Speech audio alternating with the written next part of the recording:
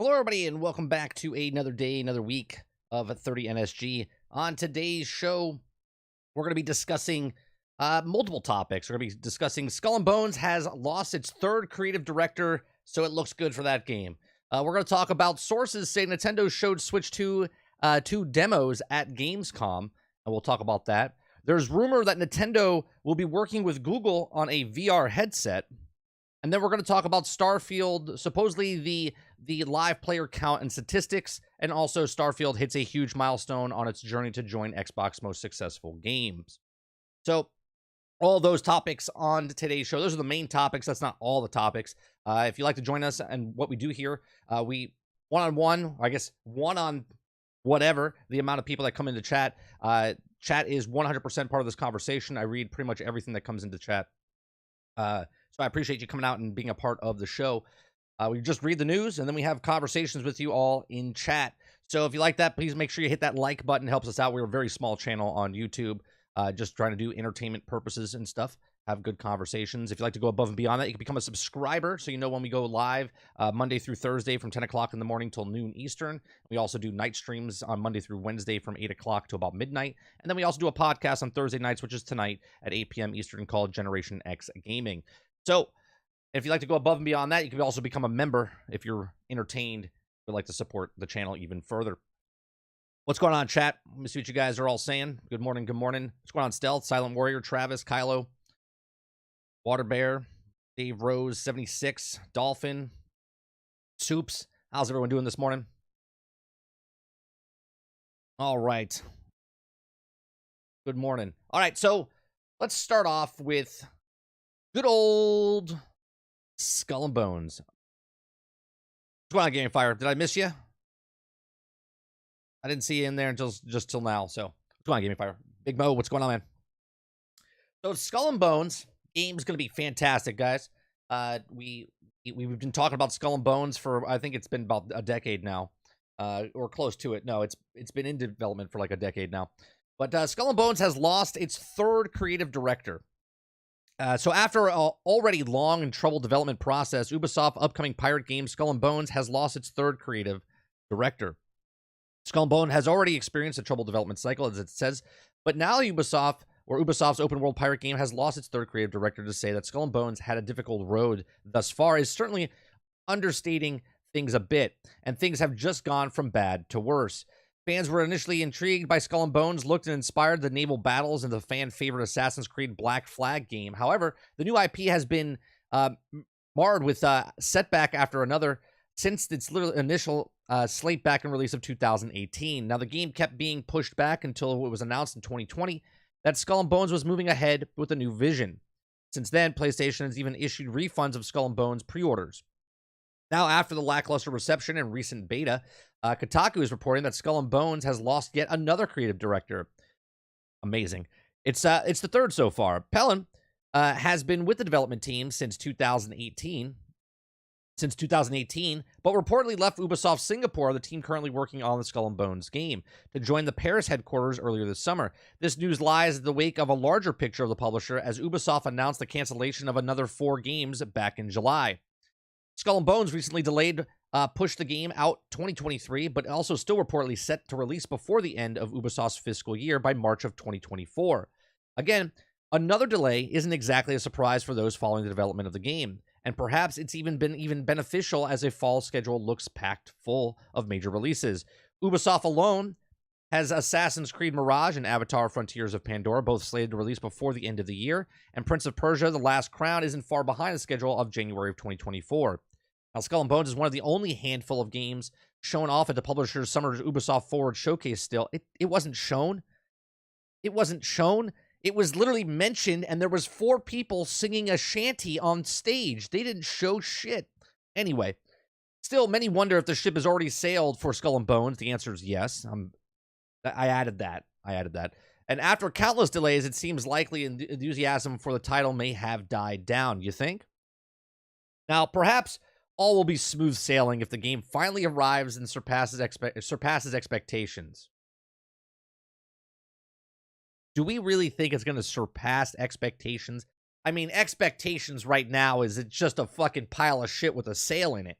Okay? So I guess it could surpass that. So while previews are mixed, some outlets were high on Skull and Bones, but maybe a great game with some solid word of mouth can be enough to help keep the ship from sinking.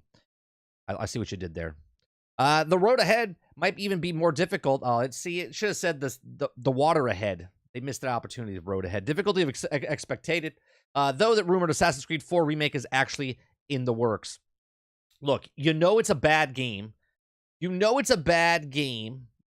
Okay? When at their own event, they don't show new information. They show 4 people, was it 4 or 5 people, standing on a stage singing a shanty for the song. And then the camera was mostly on the 4 or 5 people on stage instead of actually showing gameplay. Not a trailer, gameplay. Amazing. Absolutely amazing. What do you think is going to be worse? What do you think is going to be worse? Skull and Bones or the day before? Which one do you think is going to be worse? Like, holy Christ. 3 creative directors, 7 delays? It was supposed to come out in 2018. Like, holy Christ, man. Right now, I'm trying to give it like a public service announcement. Okay, public service announcement where... Now we know. And knowing is half the battle. Okay. If any of you, you could do whatever you want with your money. You could do whatever you want with your money. But if you purchase this game at full price, any of you, part of this community, or if you're watching this after the fact, and then you have the audacity to tell me that this game is a pile of shit, I don't want to hear it. I don't want to hear it. Right? If you go out and buy this game for full price and give Ubisoft your money after a 7 delay, 3 creative directors, 4 revamps of this game and go, man, really bad, and I spent $100 on the collector's edition, I do not want to hear from you. I don't. I'm sorry. I love you guys, gals, but if you buy this and have the audacity to complain about it, you dug your own grave. This game is a pile of crap floating on the water right now. Let's see what you guys are saying in chat. Gaming Fire says this game is dead on arrival, in my opinion. What do you mean, Mike? Starfield is a flop. What does Starfield have to do with Skull and Bones? Oh, I know you're not buying this game unless it's on Game Pass. So, just stop making this game. It's already dead. That's right, Jesse. This game doesn't have to buy to play is a flop. Roll in the 4 This game you don't have to buy to play it is a flop. I don't know what you're talking about, Sarge. Skull and Bones, or you're talking about Starfield? Silent Warrior says, I think the game's starting so far in the hole with Black Flag, Sea of Thieves being out. Unfortunately, it would never get a fair shake. Not saying it looks good, but I think it never stood a chance. I mean, I think it stood a chance when they first announced it. I think at the beginning, when they first showed Sea of Thieves and they first showed Skull and Bones the same year, I think at that point, I think Skull and Bones was actually ahead because we didn't know what it was. Then Sea of Thieves came out, and then Sea of Thieves improved and improved and improved, and Skull and Bones was still figuring out what they wanted to do, and they changed it from a 5-boat combat system to like an open world thing to back to a boat thing to back to a mixed thing. It's like, and it's they don't even know what they want to do with the game itself. So I think it had a chance, but I think they blew that by themselves. And now it's just an obligation. We know that Singapore took money from the country, right? Skull and Bones, Ubisoft took money from Singapore, so now they have to make it because they invested in it and they have to give back on their investment.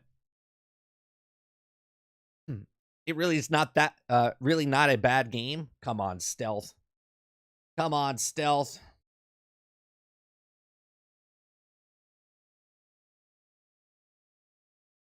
I mean, I didn't play it, but I see with my eyes, and 7 delays, 4 revamps, and 3 creative directors and a partridge in a pear tree says a lot. Says a lot. Is Skull and Bones still coming out? Yes, 100% it's coming out. They owe Singapore money. They owe the government of Singapore a game. The government of Singapore gave them money. They need to put a game out.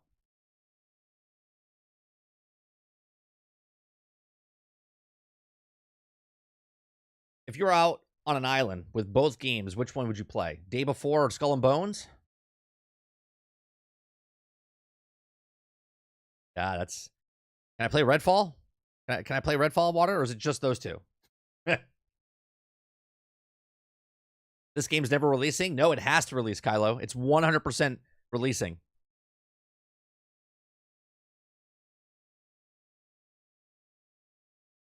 I couldn't imagine spending $20, let alone $100 on that game. I mean, even if it goes to Game Pass, I don't think anyone plays it. Honestly, I don't think anyone plays it. I mean, obviously people will play it, but what I'm saying is the masses look at this and go, yeah, no. If you buy this game, throw your entire system out the window, the game is straight trash. This game is a perfect Game Pass game. You're not wrong, Quintar. You're not wrong. How about you just make a pirate game? You know, a pirate game. Soup says won't even touch it on Game Pass. Dave Rose says, I don't care about pirates or pirate video games to begin with. So even if it was a 10 out of 10, I still wouldn't touch it. Stealth said, I played it multiple times. It's fun, but not for the long haul. I watched gameplay for 20 minutes. Just based on the alpha. I didn't play it myself, Stealth. And I looked at it and went, that's it? That's the game? That's literally like... It's like playing a game of like Overwatch. Like you play one or two matches and then you kind of like put it down.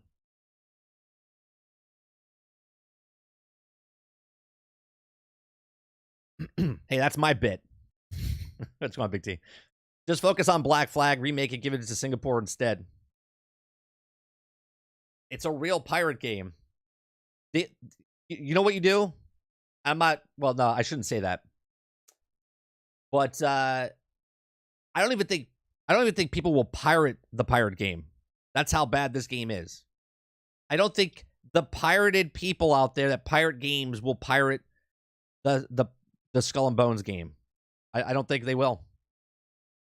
This has been dead on arrival the first time, the second reboot, the third reboot, the fourth reboot, and the 6, maybe 7 delays. Man, they can't get a break. People are literally abandoning ship. Man, puns just happen. They just keep rolling off. Do it all day. Why does Singapore want a pirate game so bad? Make Ubi give you a good game like Star Wars Outlaws. I think what it was is that they got them money. I don't know if they really want to. Here's the thing. The government probably was like, yeah, we'll give you money. Wait, Black Flag? You're going to make a game like Black Flag? And they're like, oh, that looks awesome. Yeah, we're going to make a whole game like that. Just a small section from this game. We're going to make a standalone game. They're like, yeah, we'll give you the money for that. That looks good. And they're like, quick note here. We gave you the money for the game that you pitched to us of this Black Flag game that you showed us. And this is looking nothing like it. We would like our money back. They're like, sorry, we gotta. They're like, all right, well, if you're not gonna give us our money back, we're gonna kill people. We're gonna break some people's legs. So you better give us a game. They're like, you got it. We'll just throw something together. You got it. Thank you, government. Like, what is the deal with this game? Dead on arrival, hence the name Skull and Bones. Writes itself, right, Water? Writes itself. Seriously, though, if anyone buys this game, like, you pre-ordered it, just stay quiet. Just stay quiet. If you pre-ordered this game, do not tell me. Because if you play it, you can enjoy the game. You can enjoy it. If you buy the game and you're like, oh, man, it's actually really fun. Cool. But if you buy this game for the collector's edition or for whatever else, and you're like, man, that game was trash, I don't want to hear you. I don't. Because you're just a bad customer. Because I already know it's bad, and I'm telling you it's bad, right? I'm already telling you it's bad. So if you come and tell me that it's bad after you paid for full price for it, I don't want to hear it, right? Because I'm a psychic. I already know. I already know. Okay, I already know.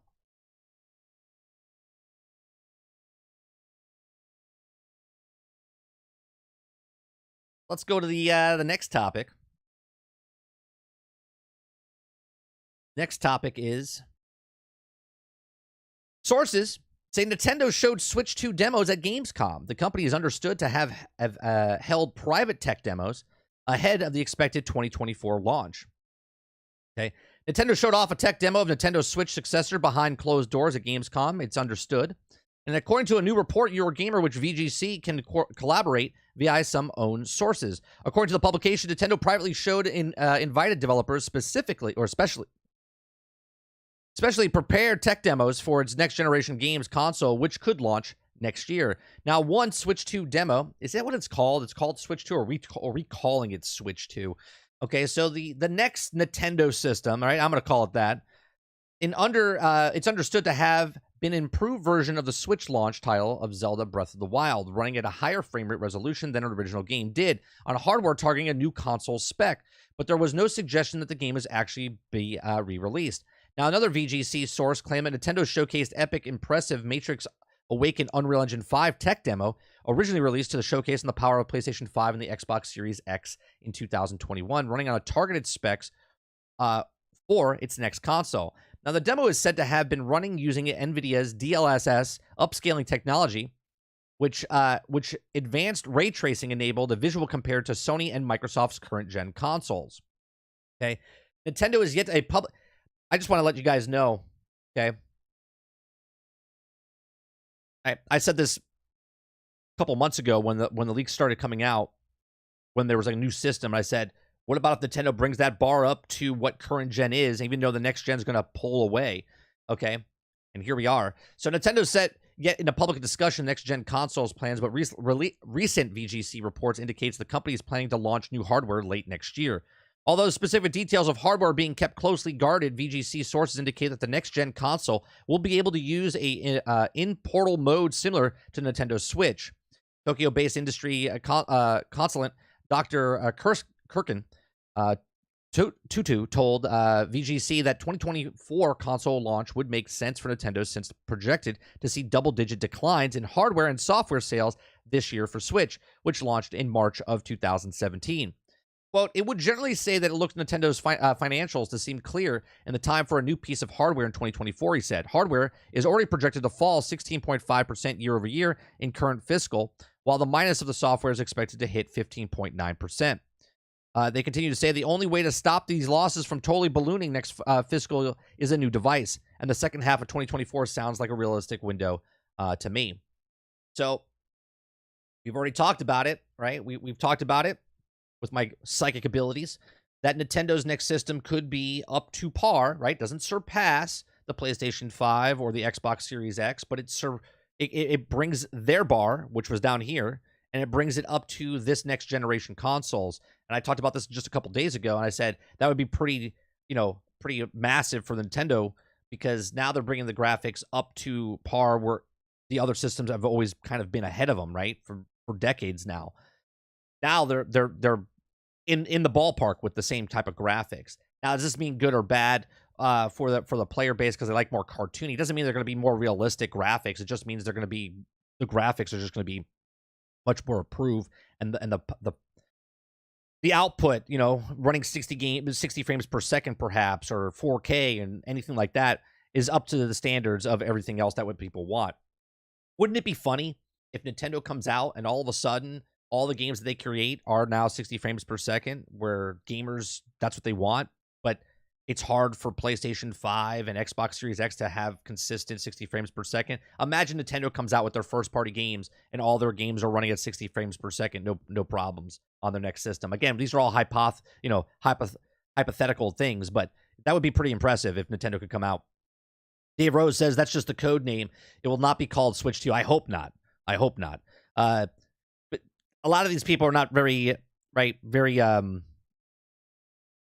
creative, right? Because the Wii, and then they went the Wii U, right? So instead of Wii 2, it was the Wii U. So the Switch, it'll be like the Switch or Switch Shack, whatever they call it. I hope they don't name it something stupid like that.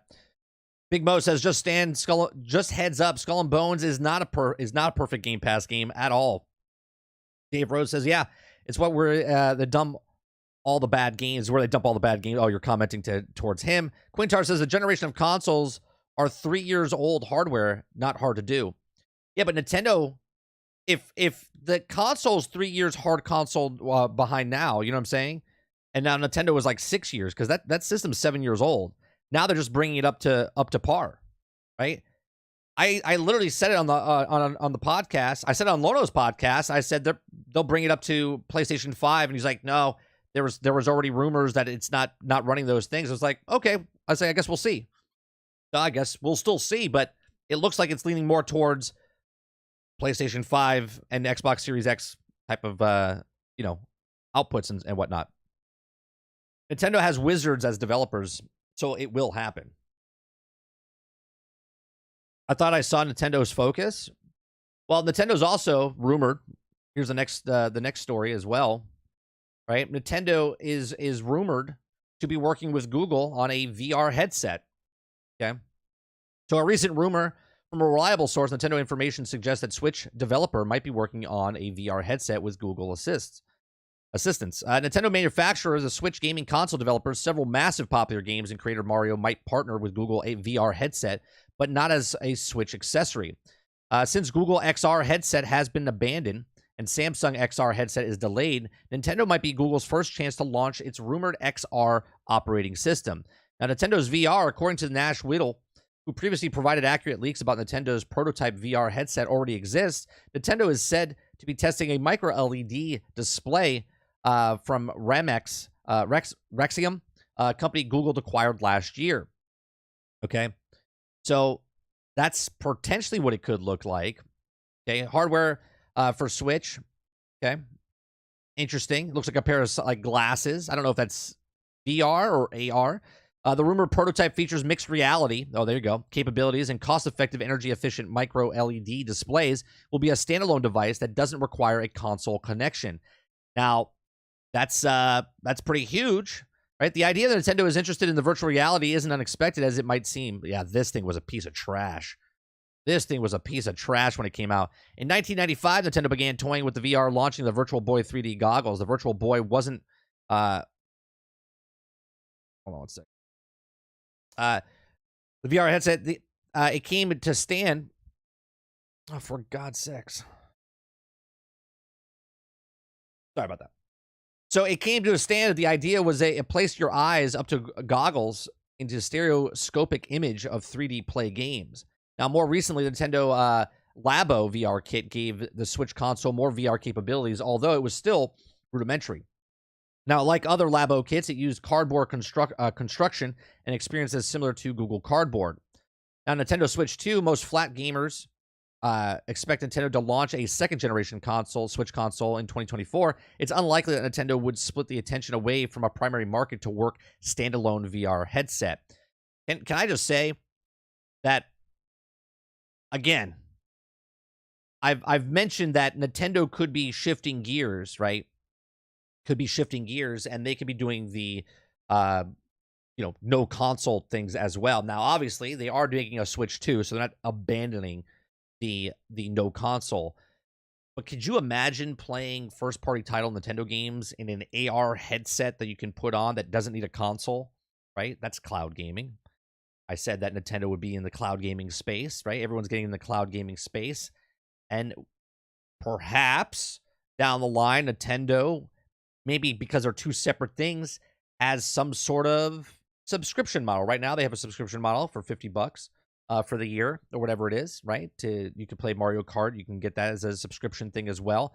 But what about they take this Google headset, again, hypothetically, take this VR headset that they had, the VR/AR headset, and they start packaging it in with some sort of deal. So not only do you have to switch and you pay a monthly fee for the year for subscription model, but you also get the AR games part of that deal, right? Separate standalone thing, but you pay for a subscription service that you can access the games on that actual headset. Be pretty cool. Now, me and Sarge talk about headsets all the time, about VR and how it's never going to go mainstream. But Nintendo, if they do this correctly, they could hit a nice little chunk market because Nintendo fans are just diehard Nintendo fans. And if they can give their consumers or their customers another avenue to I don't know, play Mario in AR where you're sitting in your living room and like the world of Mario is in front of you. That would be pretty interesting for their first party titles. Or if you're playing Zelda and you actually get to pick up your arms and swing a sword and whatnot, that would be pretty interesting. So we'll see, man. Uncle Crazy Nintendo, they can do what they want. And like I said, if they bring their graphics up to a level, Nintendo might start shining in and or taking a big chunk of the market away. Plus, Crazy Uncle Nintendo, if they want to do a headset, they can. They can do that. Oh no, Virtual Boy 2. That would be terrible, right? That would be terrible. Rose says, take my money if that happens day one. Nintendo has Wizards as developers. We read that. Speaking of Lono, his show's topic today. I can't with this dude sometimes. I mean, Kylo, Lono's my buddy, and even if he wasn't my buddy, I don't want to talk because I don't know what this topic is. I don't watch his show in the morning. It's not because I don't want to watch his show. It's because I'm streaming. So let's not talk, poorly of someone because you disagree with them with the topics or whatnot it is. Again, I don't know what it is. So let's not do this, right? Because we have cross overlap of our fans, right? Of people that watch us and whatnot. So let's not talk bad about one, someone that's a friend of mine, and two, just another content creator, because everyone's doing their own thing, right?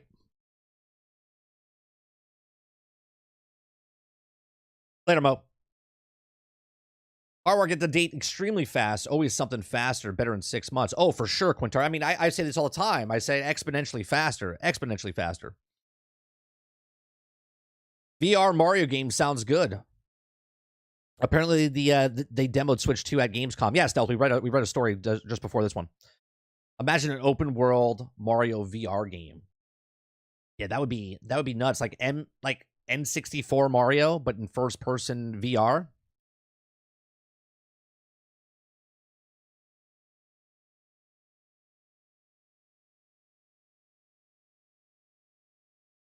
Yeah, it's all good, Kylo. I'm just trying to put it out there because what happens is that someone says something and someone else kind of goes in and then someone else goes in and then it becomes like, and then this is what happens, right?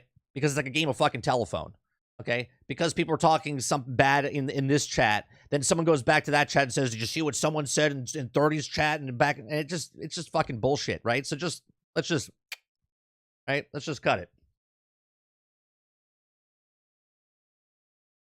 It's like a bad game of telephone. Me and Lono, we have a podcast together. If he has disagreements, I'm sure we'll talk about it, right? I'm sure he doesn't like Starfield, and I love Starfield. It'd be a great conversation when we have that conversation.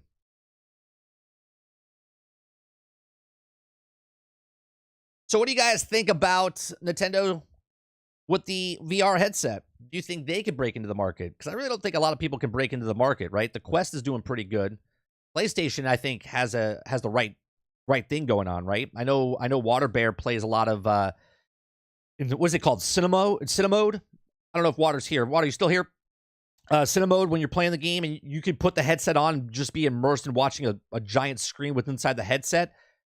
That to me sounds like it would be more beneficial than people playing VR when they're in that type of market. But man, that'd be pretty badass if you could play a Mario 64, a Zelda, or a Metroid. Oh, Metroid would be badass in a VR headset form.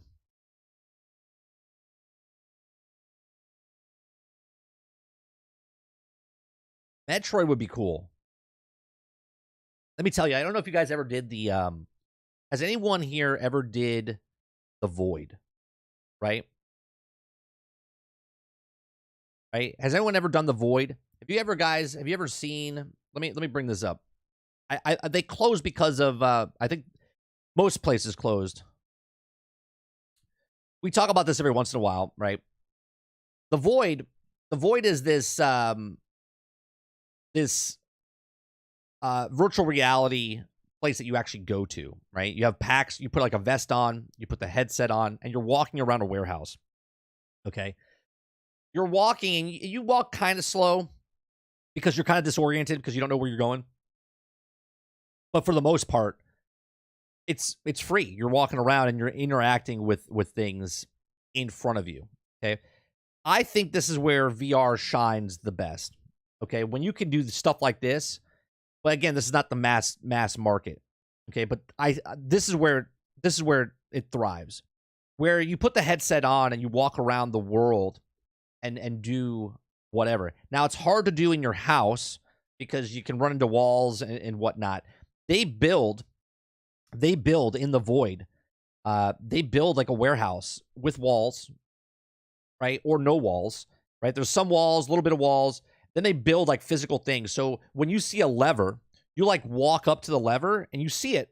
You walk up and grab the lever, and now you have that tactile touch. You're like, oh, the handle's really there. So now your brain's like, yeah, it's there, and you just pull it, right? We did the Star Wars one where there was this do they show the media, but they don't do they have yeah. So there's this part, it's perfect. Didn't even mean to do it.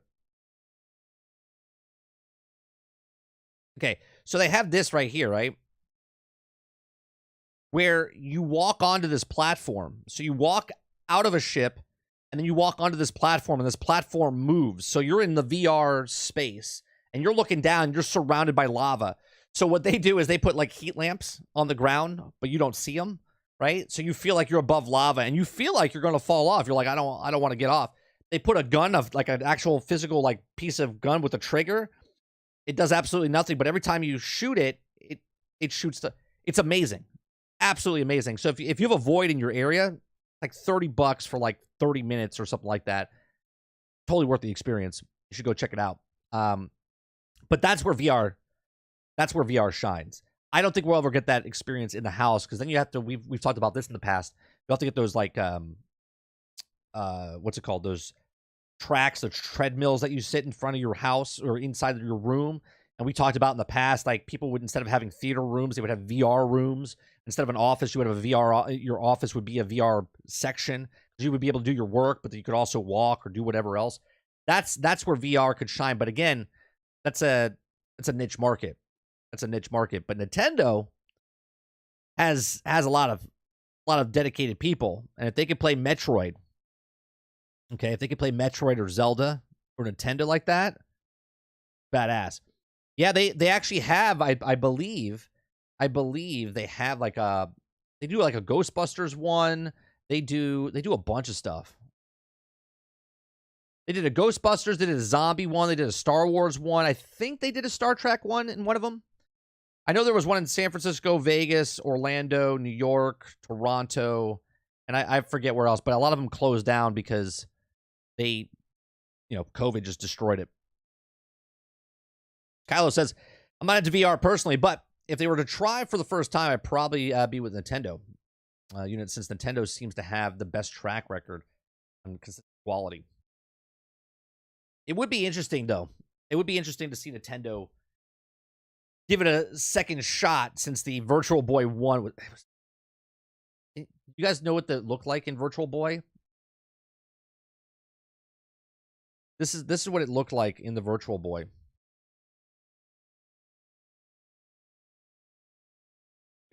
Let's see if we can get some video.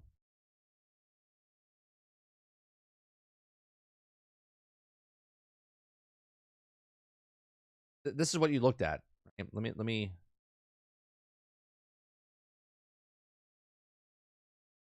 Come on, give me the video.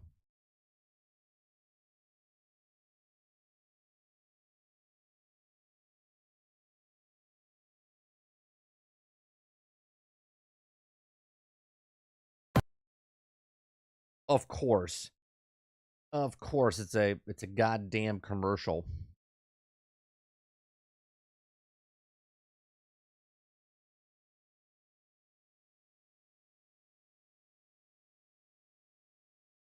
Here we go. Okay.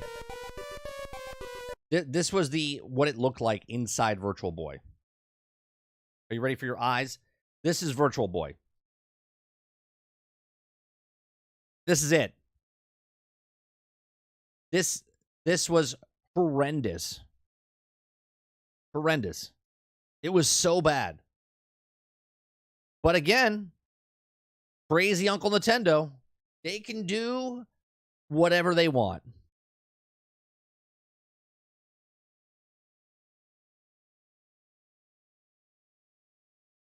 So it's not too far-fetched of them coming out. Wouldn't it be funny as a joke? Like they make a headset, right? They make a headset where it's like virtual reality, but there's a switch on the side that turns all the beautiful graphics into this. That would be what an Easter egg and a chef's kiss from Nintendo. That would be fantastic if they did that.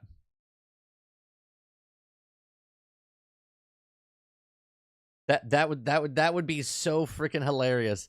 If they're like, yeah, because the nostalgia, nostalgia really sells. They'll be like, yeah, you can play these great graphic games, and if you really want, you can go back to the old Virtual Boy.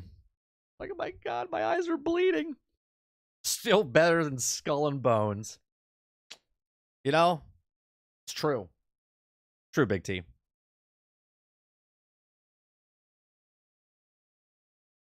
If I was Skull and Bones, I would make Skull and Bones exclusive to the Google Stadia.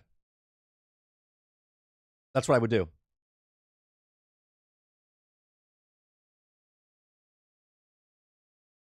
Can you imagine? They tell the government of Singapore, they're like, yeah, we launched the game. Oh, how's it doing? Oh, it's on Google Stadia. It's fantastic. They're like, Google Stadia? That sounds familiar. Yeah, it's not around anymore. But we got it on there. We did it, boys.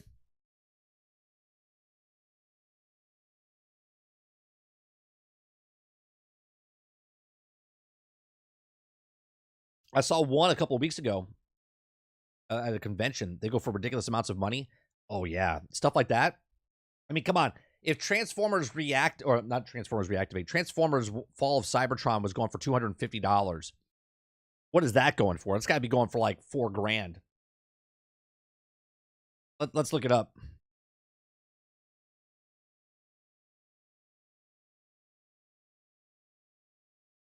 Yeah, right now someone's selling it on eBay right now, $574.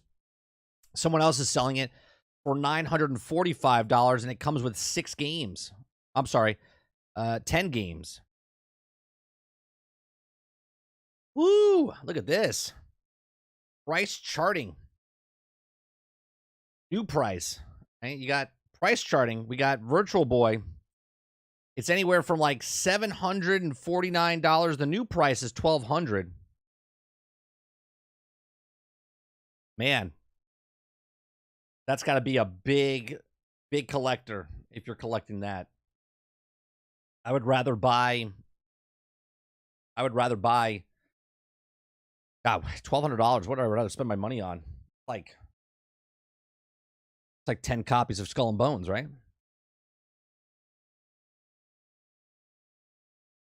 Go on, crowd. You think a Switch 2 leak is real? They say it's going to be on par with PlayStation 5. I do. And before they came out with the leaks and I was talking about Nintendo's system, I said that I think it's going to come up to be the PlayStation 5 and Xbox One. That was my thought process, right? Because in my sheer experience with the industry, I said that Nintendo would come up to par, which would still be behind PlayStation 5 and Xbox, Series X, because the next systems for them, they're going to go up even higher. But Nintendo doesn't need to compete with them by outdoing them. They just need to come up. That would be huge. Do you understand? If you could play Mario, and again, we had this conversation a couple days ago. If you could play Mario with graphics, I'm not saying realistic, photorealistic like God of War. But what I'm saying is if you could play Mario or Legends of Zelda or Metroid or any other first-party title game with the graphic fidelity of God of War or Spider-Man, Nintendo will start running away.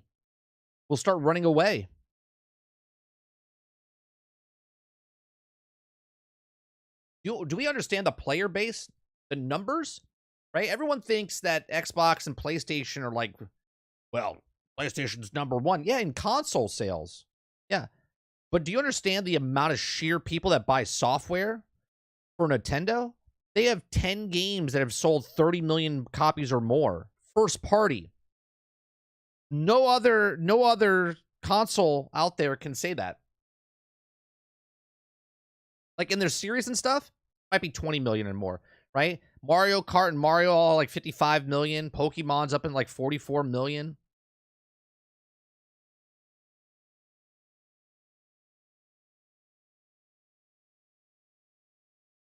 I mean, think about it. Think about this. The reason I started talking about where they say that God of War, I'm sorry, Call of Duty, right? When Xbox during the trials and stuff were like, yeah, we're going to sign a deal with Nintendo. Everyone's like, why does Nintendo want it? And they think Switch graphics. And I'm like, what are you guys, dumb? They're talking about the next Switch or the next Nintendo system, and that Call of Duty is going to be on there. Do you really think the next Call of Duty is going to be brought down? No, they're gonna bring the Call of Duty up to graphic standards and stuff on the next Nintendo. Hence why they're signing a 10-year deal.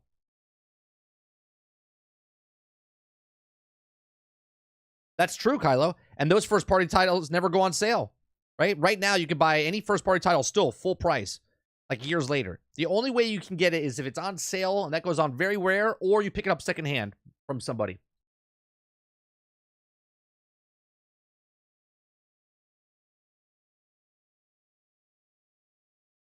Yeah, Reese, people look at like consoles, right? Consoles, and they're like, well, PlayStation's winning. Congratulations, you got the systems.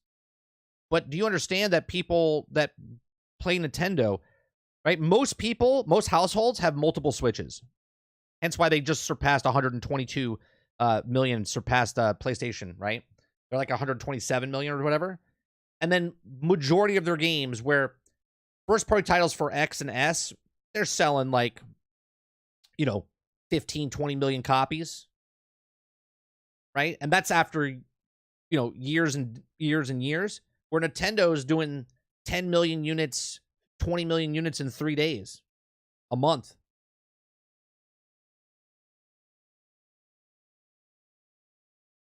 I can see a Switch 2 packed with Call of Duty, maybe even have a themed Call of Duty Switch. Sure, why not? Mario Kart 8 is still top 10 seller to this day, 10 years later. It's nuts. Yeah, 76 has 3. We actually were debating at one point 76, and maybe this is why you got 3. Let me know if this sounds familiar.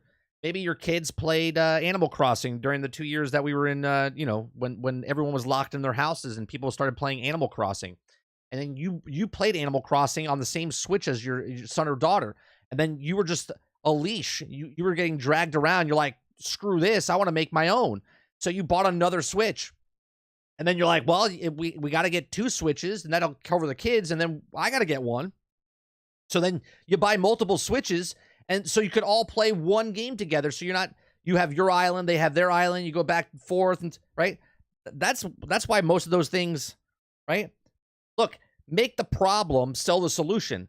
They make a small screen like this, like you could play 4-player co-op on this. You're like, oh my God, this is amazing. You're at a park bench going, I can't see. And you're like, fuck it, I'm just going to go buy another Switch.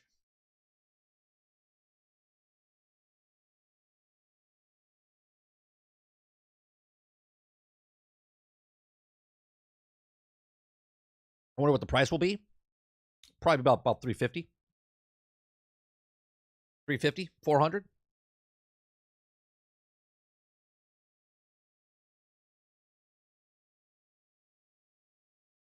They're using technology that at that time will now be 5 years old.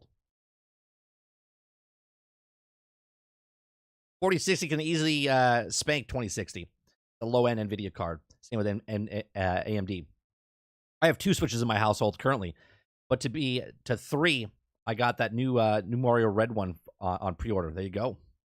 I got sick of the arguments, so they each got one. So do you have 3 kids? Or do you have 2 kids? You have 3 kids.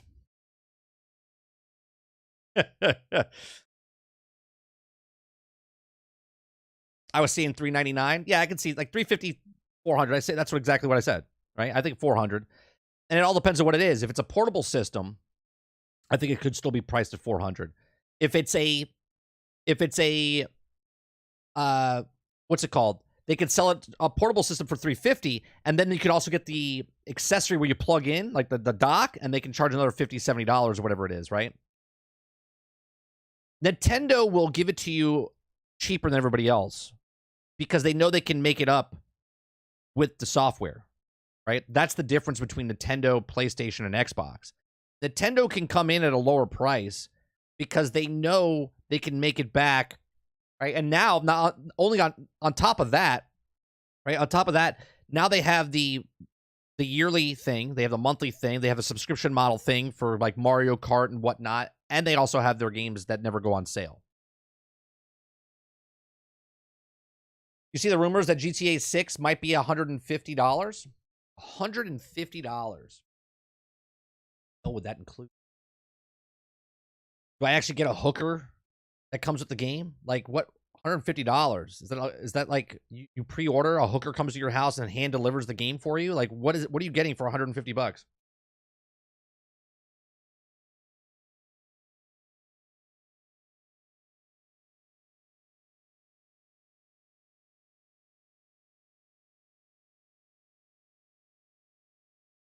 I'll have Switch Lite. I'm planning on getting a dockable Switch for me. I'm telling you, man, it's a good little system. I made fun of it when it first came out, when they very first showed it, right? On when they show you that, when they had the commercial and they had the 4 people on a park bench and they're like gripping the thing, I was just like, I'm gonna have cramps. Sure enough, I bought it and I play with my son. I have a little Joy-Con. I had to get one of those controllers to put the things in, because when I play, I'm like this. You're like your hands cramp up. I can't do it. Can't do it. Again, make the problem, sell the solution, right? Nintendo, man, they are smart. They are smart. Plus, they had play testers, because over there they have smaller hands, right? So they're like play testing with people that have normal size hands for them, and then we get them over here and we're like, this controller is so amazing.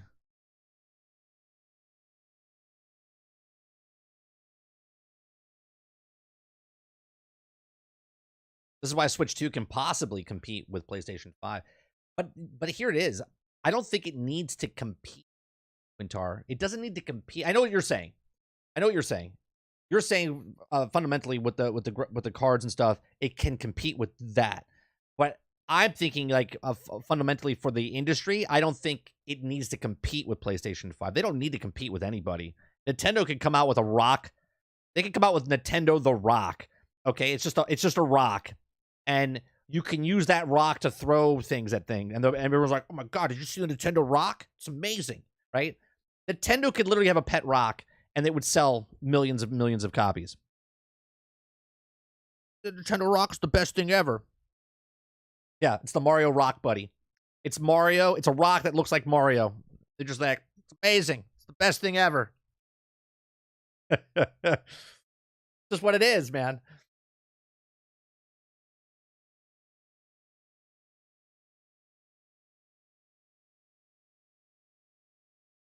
As long as the rock has a little mustache, exactly, right? And when you slam it on the ground, it says, "Oh, it's me, Mario." It's a me, Rockio, whatever. That's it. That's all we need to do. And you'd be like, "Oh my God, it's amazing! Did you guys see the new Nintendo Rock?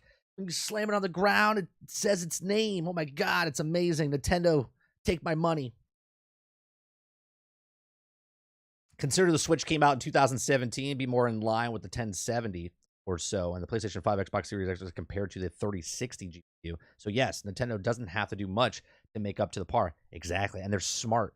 Because here's the thing, right? Let's have this conversation. We read an article, I think it was like 6-7 months ago. One of the developers, and I forget if it was for Division, Ubisoft, Cyberpunk. I forget what one of the he was talking about, and I bring it up every once in a while. Talk about how the AAA market is running towards a wall, right? With the graphics getting too intense, budgets are going sky high. Games are costing 250 million. Hence why Rockstar's probably charging 150, because it's supposed to cost like $2 billion to make that game. $2 billion, which is like an afternoon for Rockstar. But they're running at this wall, okay? And this is why I kind of laugh at all of us as gamers, right? We want this like 60 frames per second. We want this 120 frames per second. We want better things, but in reality, it's not going to happen, because they have to slow it down. And how do you slow it down? Because once they hit that mark, if everything is at 60, where do you go from there? Where do you go? Right?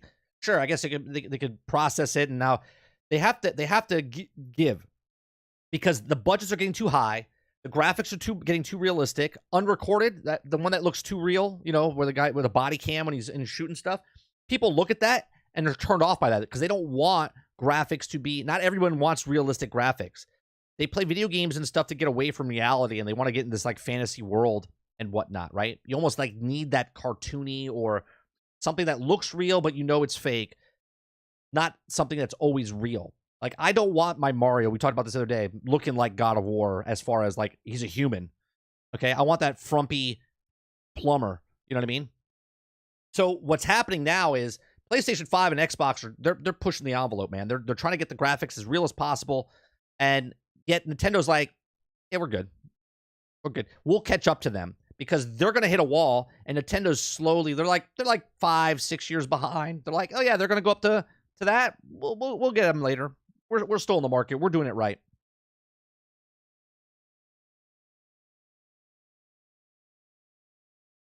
There's plenty of places to go. Imagine if Starfield wasn't flooded with load screens. That would also cause a major problem. Crowded. If nothing had load screens, right? Think about society right now.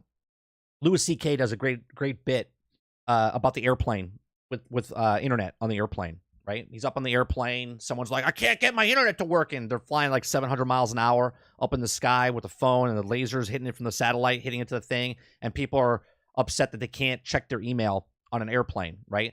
You get conditioned where you can start checking your emails on an airplane, and then it becomes nature. And then when something goes wrong, all of a sudden, you're like, you start freaking out, right? A 2.5 minute load screen, if it goes down to 1 minute 58 seconds, it's still a faster load screen. Right? To wipe out load screens completely, okay, I think, personally, would ruin society, because if anything ever stops or pauses for 1 split second, I mean, if you get one little buff on YouTube, the whole chat starts freaking out. They're like, oh my God, it's buffing, right? You start freaking out. So I'm on the opposite side, right? I want my load screens. Okay? I want stuff to take my time. I don't want instantaneous gratification all the time. Okay? I want a little foreplay before I get jerked off. You know what I'm saying? Like, I just don't want to be touched and be like, ugh. Like, I want it to last and enjoy. Okay? So I'm okay with load screens.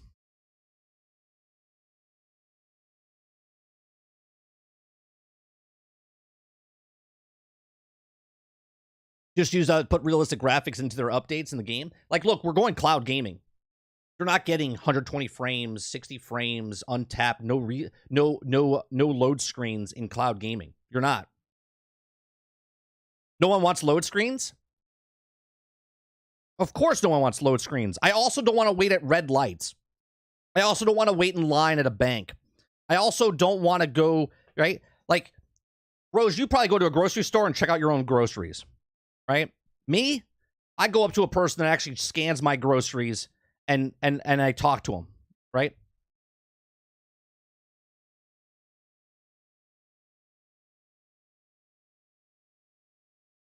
Right? You probably want instant gratification all the time. The systems are so powerful and fast, no way it should have as many load screens. Wrong, man. Wrong. I run all red lights, so I don't know. It doesn't apply, right? Like, you can have load screens. It's okay to have a load screen, right?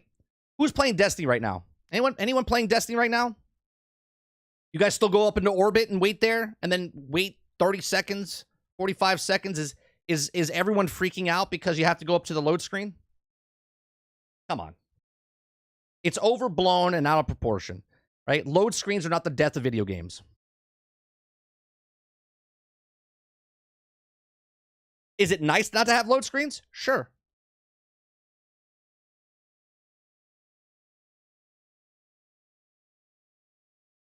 Just hide load screens. Secret mechanic. But does it really matter? Do I have to be, like, tricked? Like I'm a 2-year-old? Like, I know there's a load screen. If a guy's squeezing through a rock, or if I'm in an elevator, it's a load screen. Right? No load screens in Marvel's Avengers. right? I'm in the board. I go through an elevator, and I sit in the elevator for 30 seconds. The load screen.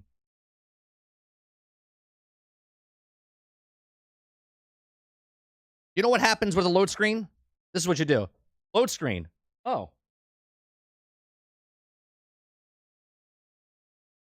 Oh, load screen. Good. All right. Check my phone. Right. That's it. It's not like the load screens are 2 minutes long anymore. So to go back to say that they could do plenty of improvements, sure. But going from 2 minutes and 30-second load screen to 11 seconds, I think that's an improvement. And even if they take it down from 11 seconds to 10 seconds, and then 10 seconds to 9 seconds, and then 9 seconds to 5 seconds, right?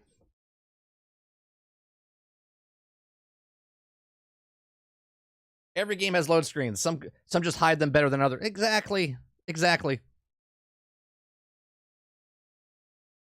Look, I'm loading right now. I'm loading right now. I'm pausing. That's a load screen. Oh, I'm back. Load screen. If you got 20 minutes to play and a half of it's load screens, it sucks. Well, that goes into a whole nother conversation, Quintar. If you have 20 minutes to play, if you have 20 minutes to play, you're probably not going to put in Baldur's Gate 3 or Starfield where one mission takes like an hour, right? You're probably going to play some simple game to play a game. Porn load screens are horrible. All depends on what part it stops at, I guess. I mean, commercials are load screens, let's be honest. Destiny is kind of different animal. It has instant drop in and drop out co-op the entire game. Sure, go back to the tower. How long does it take to go back to the tower?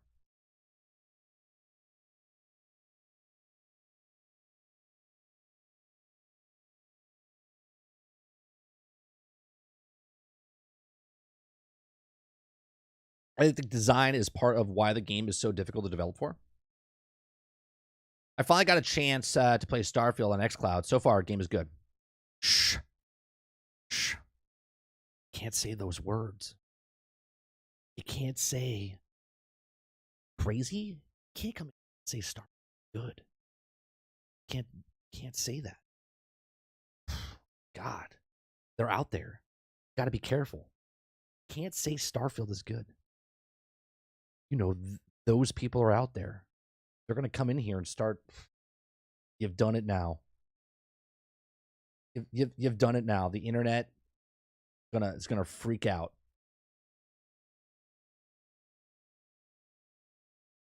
Speaking of Starfield, thank you for the segue. Right, the transition's beautiful. Right, the next story. Hey, Starfield. Starfield live player count and statistics. Now, I know what people are going to think right off the bat. Right? I'm going to show you a number. And everyone's going to say bullshit. And you have every right to say that, right? I'm going to show you the number though, because once again,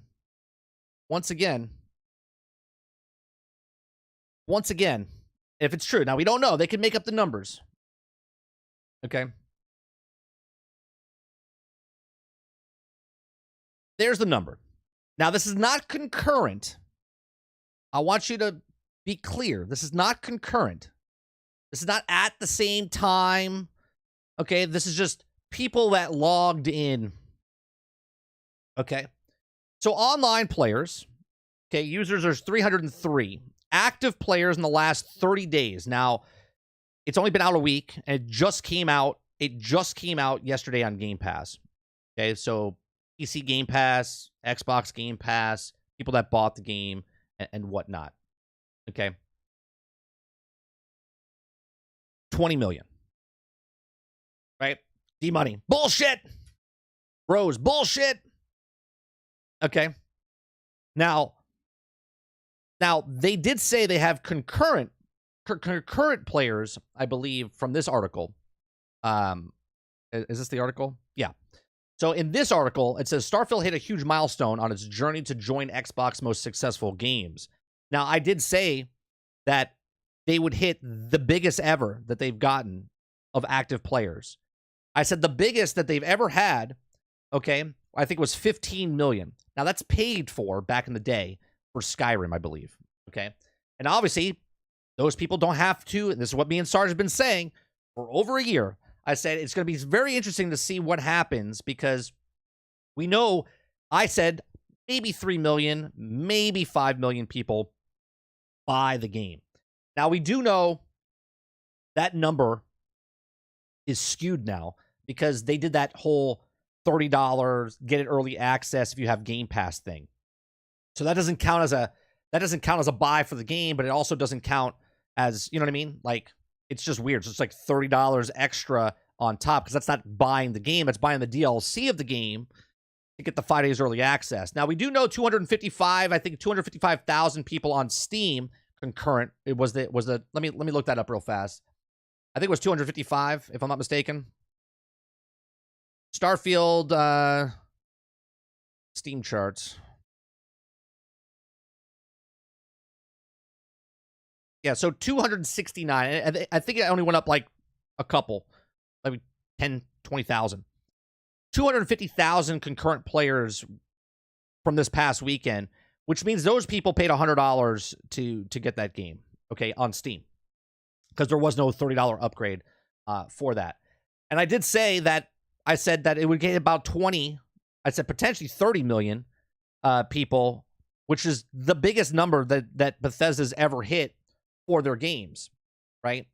So Starfield hits huge milestone on its journey to join Xbox most successful games.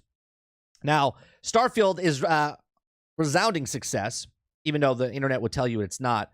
As it noted at Starfield's review, most likely has a bright future ahead of it. Now, Starfield is the first new IP, and Bethesda Softworks is almost 30 years old, and the fabled house have brought the Elder Scrolls V, Skyrim, and Fallout 3 has turned their hand to a hard space sci-fi. It looks as though it is paying off dividends. Okay, so in comments of ex-former Twitter, Microsoft Gaming CEO, Xbox lead Phil Spencer posted the following celebrating the game's success.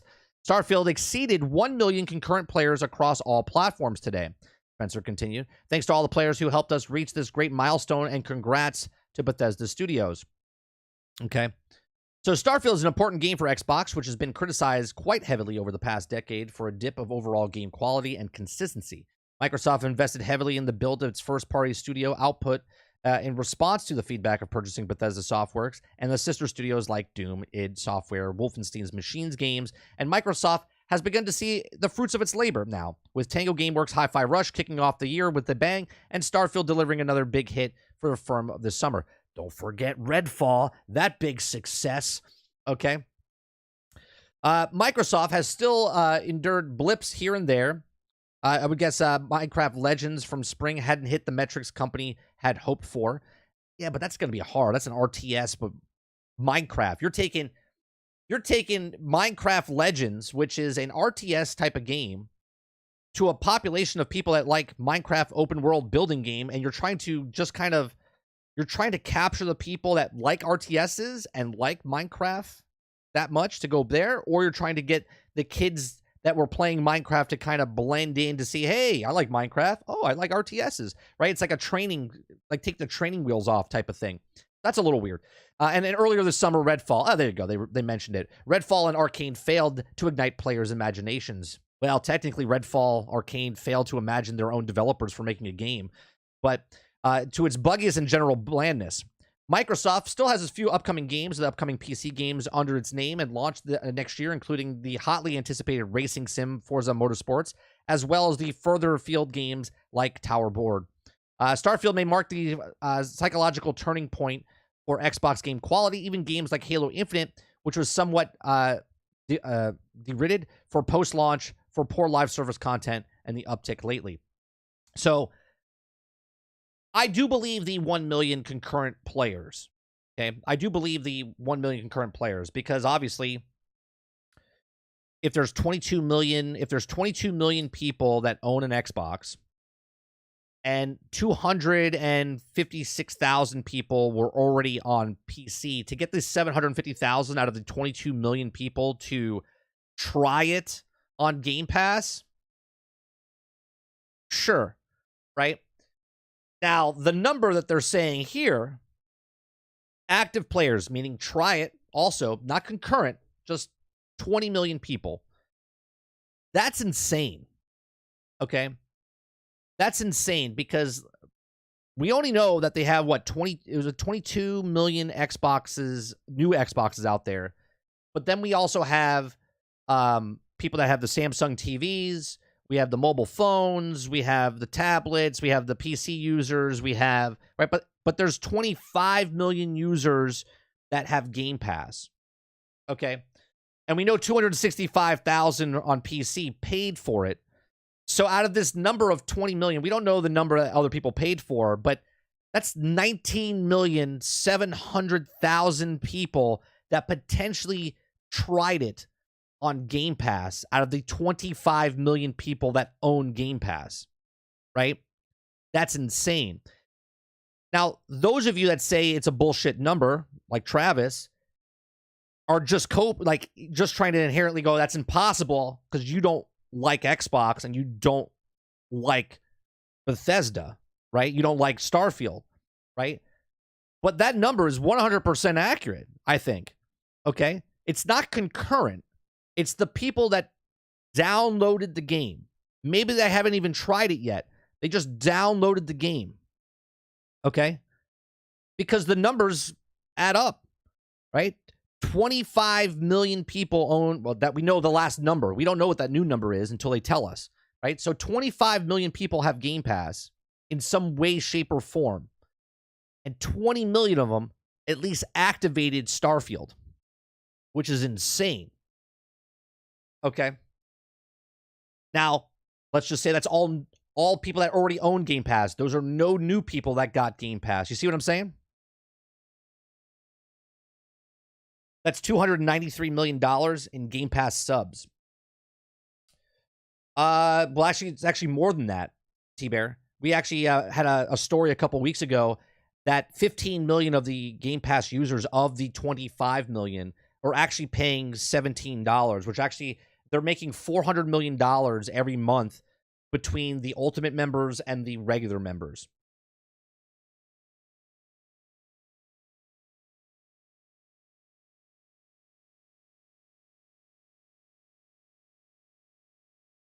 Here's a question, 30. How many of those people were paid to play it? Doesn't matter, though. Do you see the difference? The conversation you're having, Travis? Who cares? Why do you care how many people paid for it?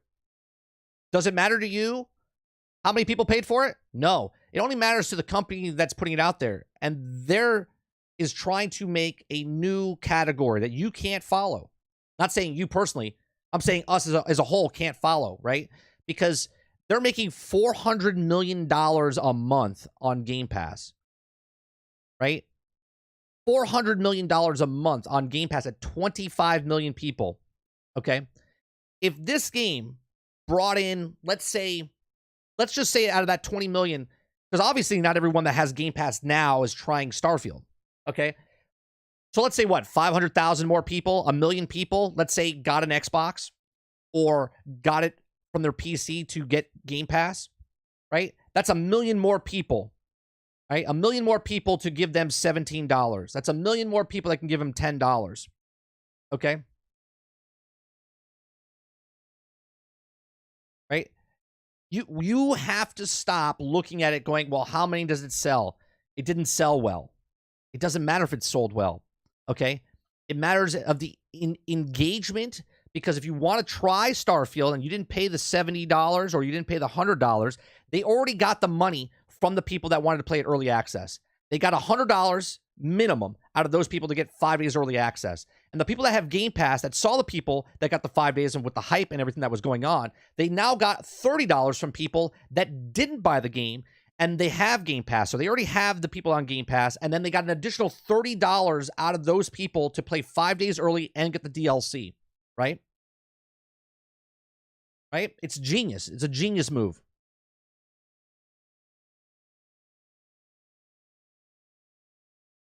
No, 30. He's left reality, and he's claiming Microsoft paid people to play. Okay. Sure.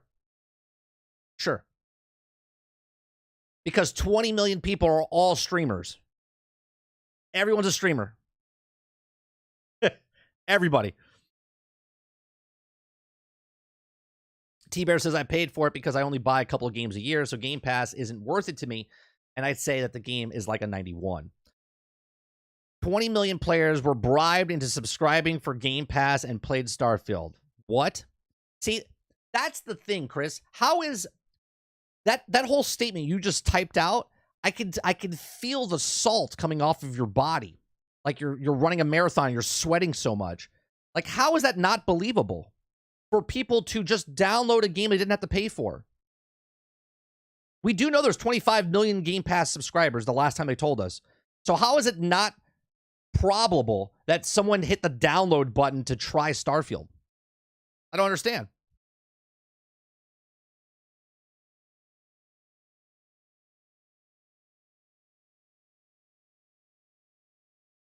Out of 20 million, how many people do you think got paid? All of them. All of them, Silent Warrior. There's no such thing as a 10 out of 10 game. I don't think Microsoft didn't pay some of those reviews. Anytime, Viking, there's a 10 out of 10 for any game. There's always going to be the claim that they paid for it. There's no such thing as a perfect 10, right?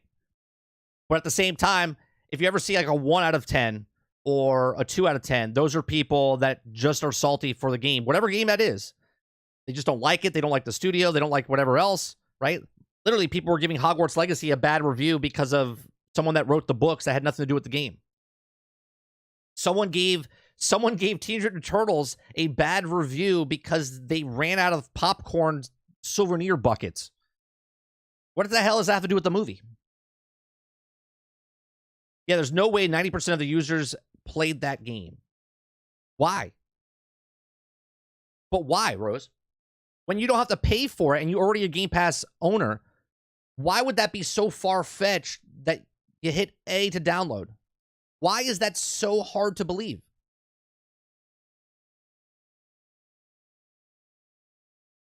%, got paid to play Starfield. Copium is running rampant right now. I don't even think 10%. I don't even think 10%.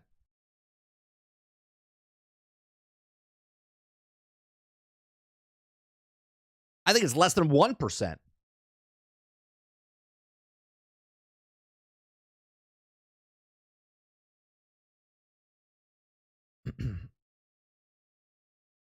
Travis says, it says that you idiots think everyone is bashing because it's not Sony, or maybe, just maybe, because Smashville is right.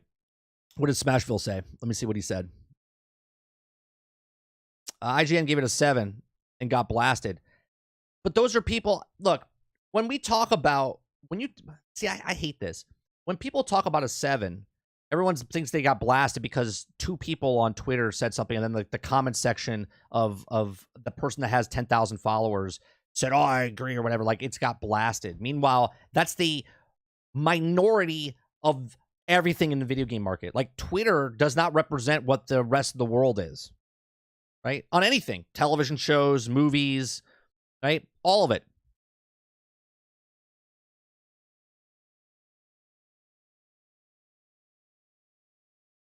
Yeah, Microsoft is dropping off truckloads of cash at my house. Yeah. Yeah, I'm waiting for the check now. The mailman should be here.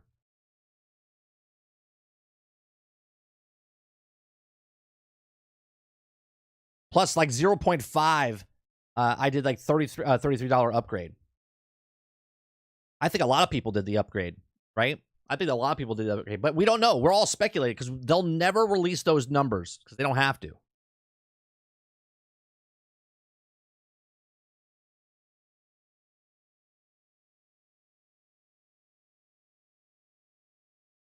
Reviewer give good scores because they want to keep getting free copies of the future. The system is flawed. Sure.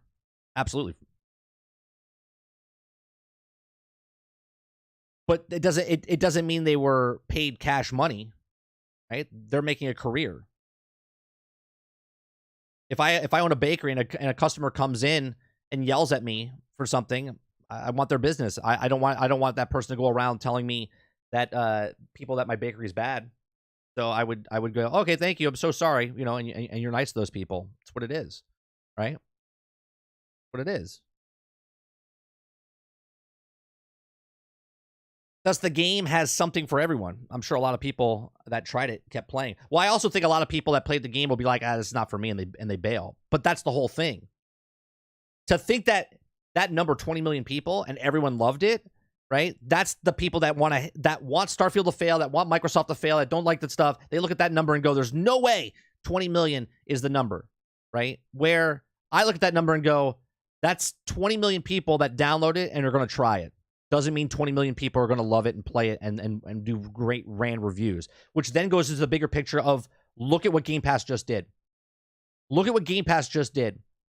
No game, 0 games produce this amount on day one launch. They get 5 million. They get, if they're fantastic, 10 million, right? Like Pokemon and stuff, they got like 10 million. Okay. Todd Howard, literally leading up to this, he said, this is the most that any Bethesda game will ever be seen on day one. And this number proves it. Almost by double. Right? Almost by double. Doesn't mean, right? The conversation is not, did they sell 20 million copies?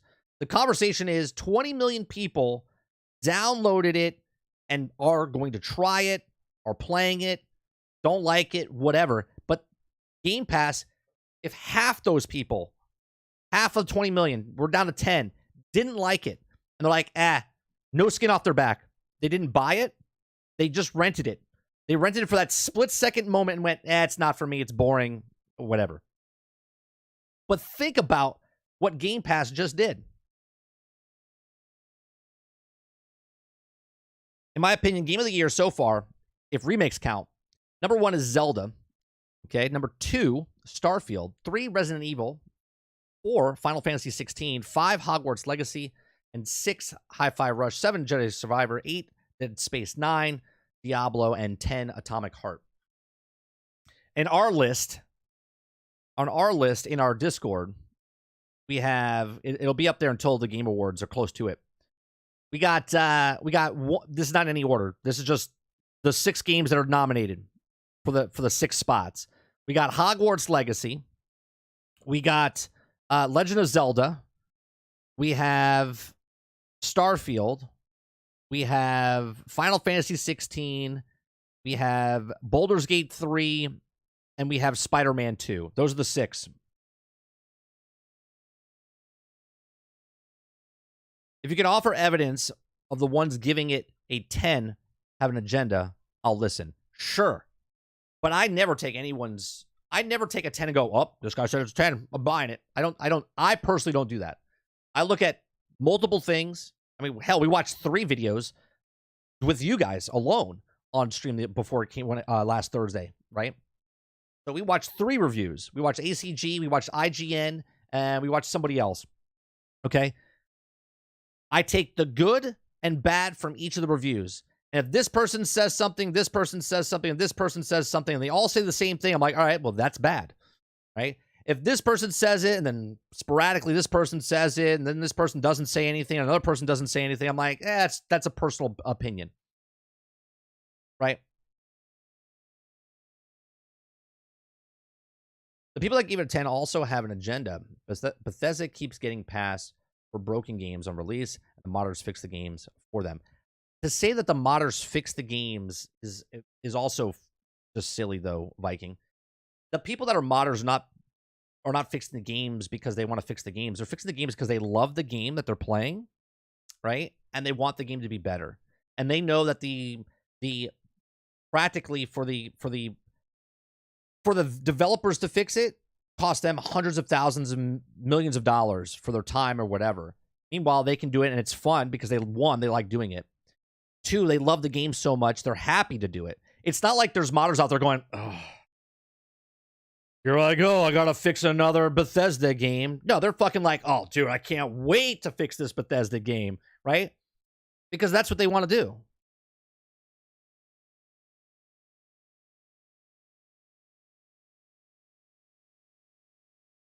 I believe 20 million free means I'll try it. Half of them will never play it and then just heard free and got it. Sure. right? So why is that number, Big T, like so hard to believe at 20 million people out of 25 million, right? And that's not even including all Game Pass. We don't know that number, right? We don't know how many people bought it. We don't know how many people tried it. We don't know how many people, right? We just know 20 active players hit. That's it.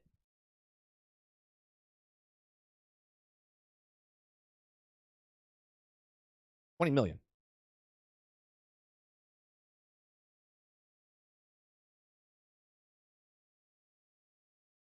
Jedi Survivor was pretty impressive. Bought it last month to bring me up to Starfield. I loved Jedi Survivor. I actually like Fallen Order better, but I like Survivor a lot. I like the open world more in Survivor, the way they did it, and I'm looking forward to Star Wars Outlaws. I think Outlaws is going to hit a little bit. I think I'm going to fall. I'm in love with Starfield right now, right? I'm just having a blast with Starfield, but I think Star Wars Outlaws is going to fill that void even more for me. I bought and played Baldur's Gate 3, just didn't like it. Not my type of game. I have 11 hours in it. I absolutely loved every second of it, but I like sci-fi more than fantasy. Like Skyrim, fantastic game. Mass Effect, fantastic game, but I prefer Mass Effect over Skyrim, even though they're not the same type of game, right? They're RPGs, but I like sci-fi over fantasy. I personally take one of those out with Jedi Survivor. I know I had issues, but I personally enjoyed the game. Let's see. Reviewers say otherwise. Barry, same. Not my cup of tea. Bethesda has even hired some of those modders because they wanted to do it. Yeah.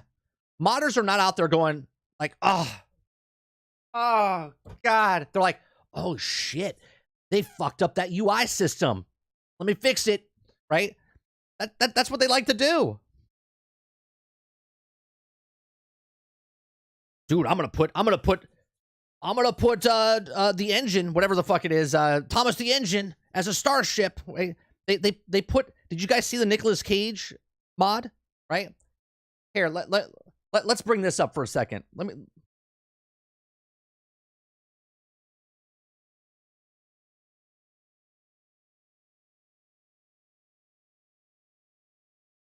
So you think that Bethesda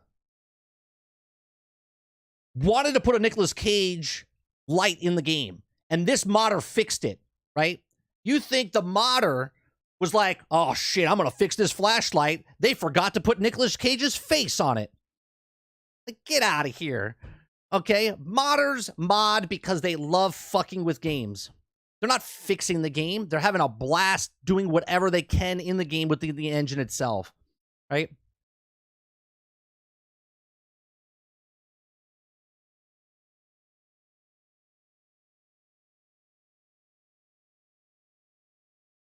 Star Wars Outlaws actually looks really good. Looks fantastic.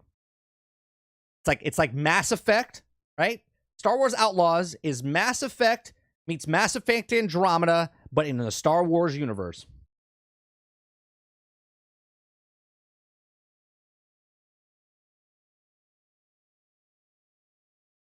Oh, but they're gonna make the graphics better in Starfield. Oh, and they're gonna fix the modders are gonna do it anyway. And you know what? Bethesda's like, that's part of our community. Our community loves messing with our games. But yet the people that look at it go, oh, they're fixing the game. Yeah, Nicolas Cage on the flashlight's really fixing Starfield.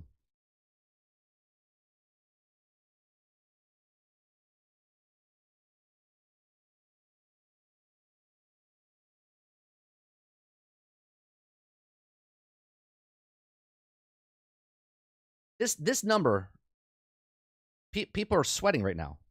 Why? I have no idea. That number, 20 million, I was like, no, that's impossible. You can't have 20 million people download a game from Game Pass. Like, what are you talking about? That's like they're freaking out. Then someone will come in and be like, well, PlayStation has this, and who cares? Who cares? That's the number.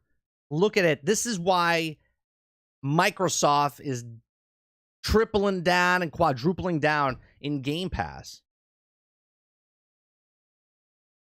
Those numbers of people trying the game is insane. You guys understand what 20 million people are? Right? Within 10 seconds, they can stop playing the game, but it doesn't matter. It doesn't matter. This is what I've been saying for years. It doesn't matter. Game Pass is what matters.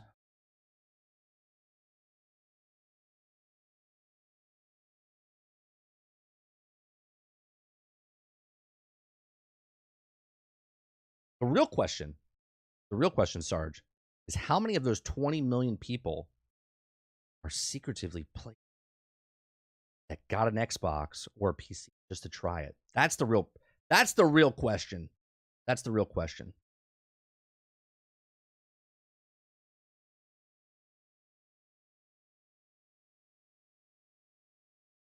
The Nicolas Cage stuff is low tier.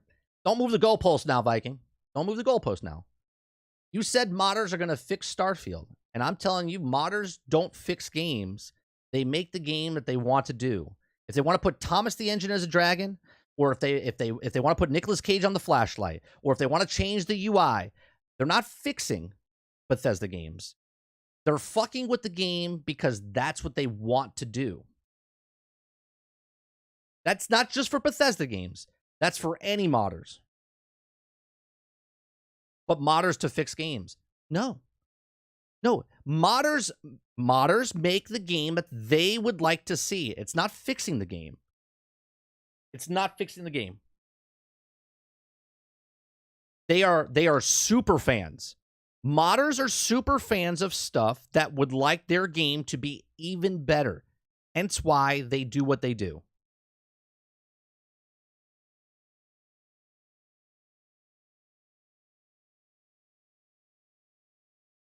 They do both dirty. It shows in the past. A person, Quintar, a person that's a modder, the reason they start fixing the game is because they love the game. They love the game. You're telling me there's a modder out there that hates a game and is like, I'm going to fix this.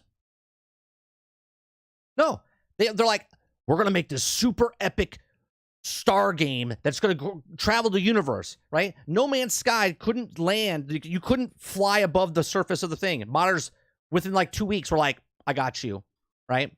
Yeah, they fixed the game, but that's not what No Man's Sky did and then they go, well, they did it, so we have to do it now. But they didn't fix it. They did it because they're like, dude, this should be like this in the game.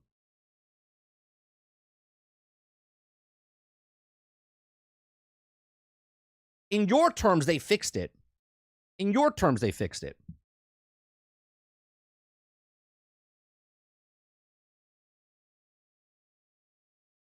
Here's the difference, right?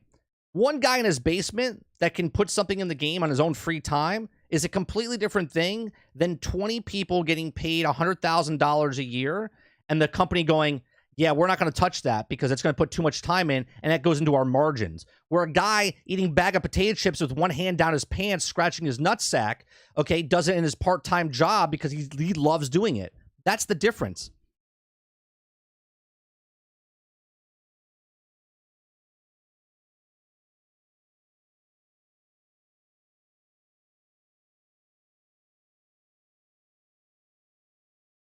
Would you say the vast majority of mods have no impact on performance? It's all usually just cosmetic. I think that's different for everybody. I think certain games have cosmetics. Like there's already someone that put porn magazines inside Starfield. There's people that do the naked mod in Starfield just because that's what they do. Does that make the game better? Did they fix the game because they put a nude mod in there? Did they fix the game because they put nude models on magazines in the universe? Does that fix the game? I guess in certain people's perspectives, I guess it does. What a wonderful image. Glad I subbed to the channel. You're welcome. I know as soon as I said that, Tiny Two, you thought of the guy from South Park.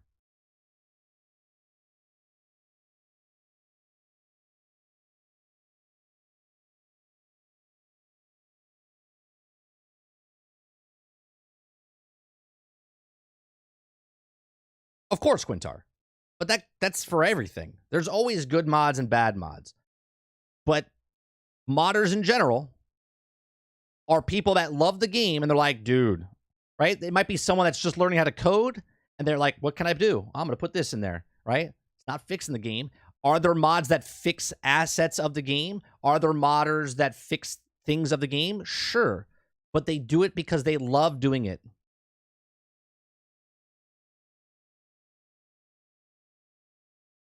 Even the percentage of people that bought it on PC should tell you it's such a minute, small little community.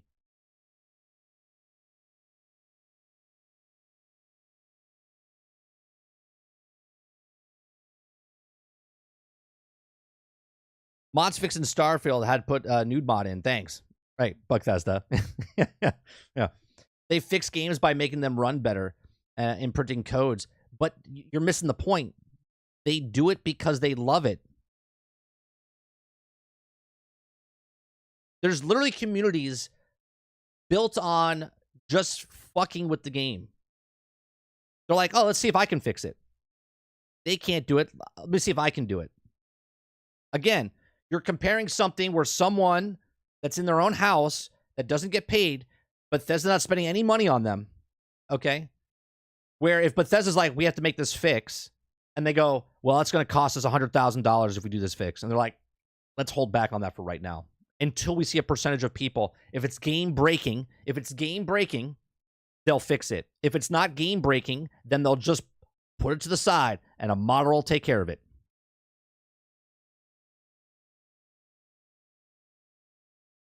Yes, they love it. And they want a better game, so they fix the games. Okay, I agree to disagree with you.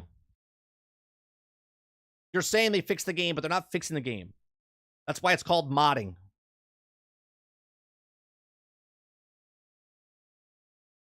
Thank you, Mr. Luke. Exactly.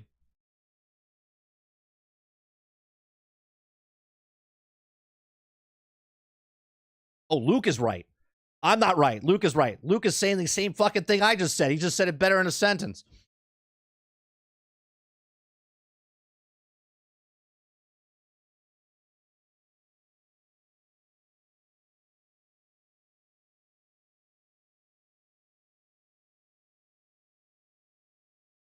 Unbelievable.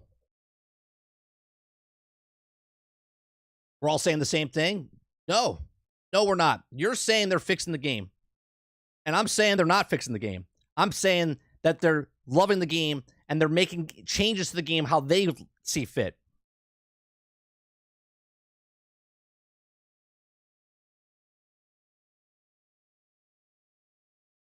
I have no interest in Lies of P, Barry. I hope it's a great game.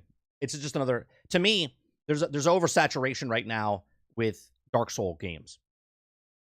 Way too many of that type of game coming out.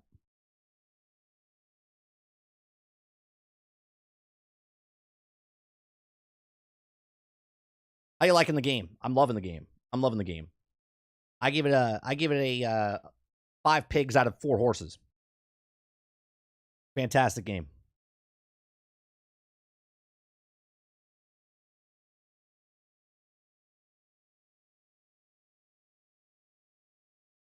That's 5 pigs. Yeah, 5 pigs out of 4 horses.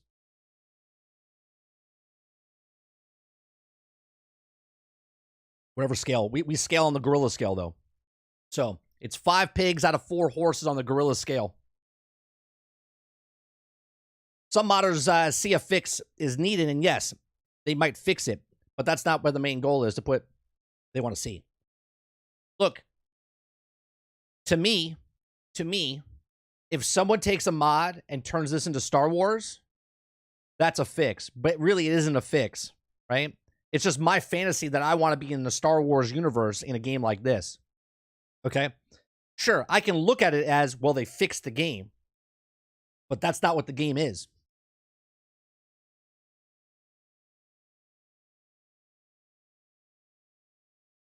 I got to play 4 hours yesterday. Really, really like it. Can't help loot everything. Bethesda just has something that I've always just liked about their games. Doesn't matter if it's Morrowind, Oblivion, Skyrim, Fallout, Fall, 3, 4, 76. This is not like the Bethesda charm.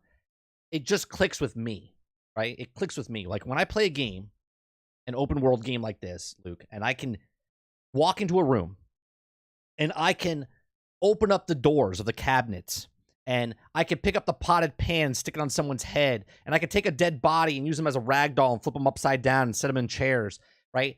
There's just something about it, right? Like, that's not what the game is, but fucking A, man, it makes the game better, right? And if I take that and I get some load screens because of it, okay, great, right? If there's a land of 16 by 16 in Skyrim, and I can grab every single freaking book on the planet in Skyrim and throw it into a place, right? Did you guys see this? Hold on, let me show you.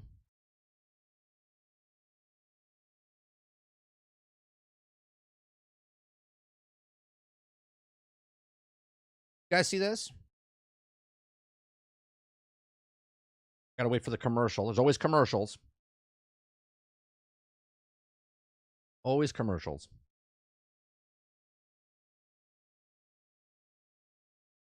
Oh, you know what? We'll just go here.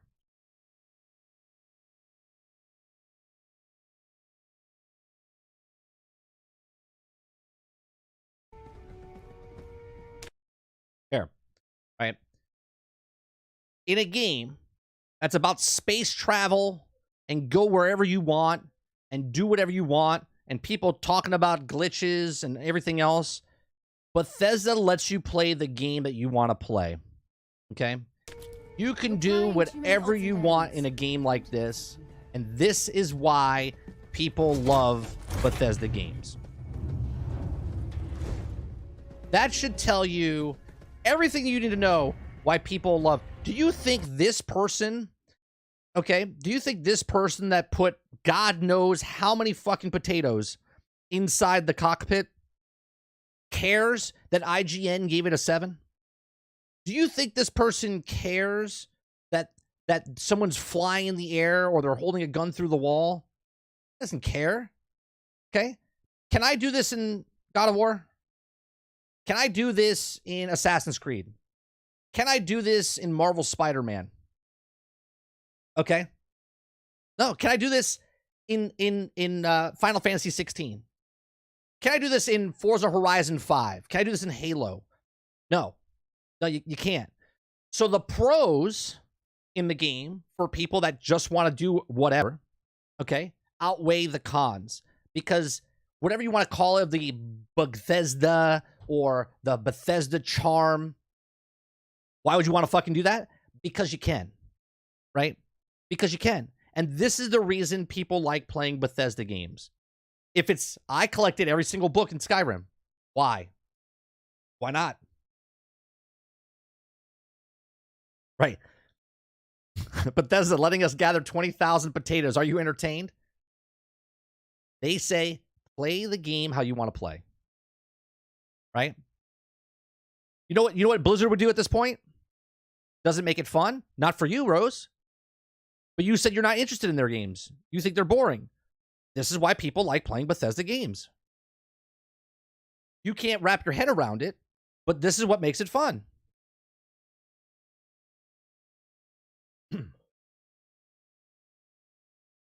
Hello, what have we here? People could do what they want in the game that they paid for. And the crazy part is, you don't even have to pay for it anymore. Thank you for the sub. Appreciate that. Right? All the people, all the shills, all the people that paid reviews, their job, you got to look at them as like the guys with the ties on, right? They're like, got to do this. This is the job. I got to review the game, and this is what it is, right? Well, the structure of the game is that the main story is only this big, and that's it. They didn't explore. They didn't go out anywhere. They didn't do anything. Half the people didn't even do the base building. Half the people didn't do the ship building because they said, well, there wasn't enough time. I didn't have enough time. I didn't do this. But they had to get the review out. They had to get the review out. And this is me not shitting on people that gave it a 7 or a 6 or a 10. Okay? This is just people that don't understand gaming, right? This has nothing to do with the score. This is people that their job is to review a thing as fast as possible to get it out there as fast as possible so they can get clicks. Okay? That's what the industry is. That's what they do. So if someone comes across and they gave it a 10, they're like, I just gave it a 10. They move on to the next thing. They might not have even really thought it was a 10, right? They're just like, that's what it is. Other people are like, it's fucking bullshit. I give it a 5. right? Because they just don't want to give you the full thing, right? One of the reviewers gave it a bad score after only 6 hours of playing. How does that person, right? How does that person give a score when you only played 6 hours? It should be incomplete. It should be like, I didn't have enough time. Done.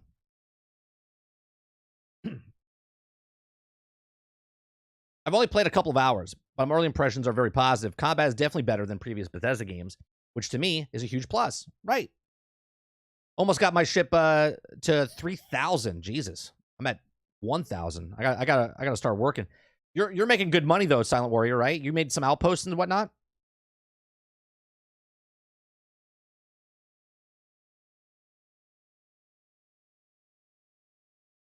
Yeah, but just tried. Wait, I'm just tired of people giving fair criticism of the game and shit on by so many people trying to defend this game over someone's opinion. But doesn't that work the opposite way as well, Rose? Doesn't that work in the opposite direction as well? If someone gives a good opinion of a game, their opinion, and it's good, and someone shits on it, doesn't that work the same way? Why does it work in the way if someone gives it a bad score and people start shitting on the person that gave it a bad score? When someone gives it a good score, they also shit on it. There's no way it's right? It's the same fucking thing.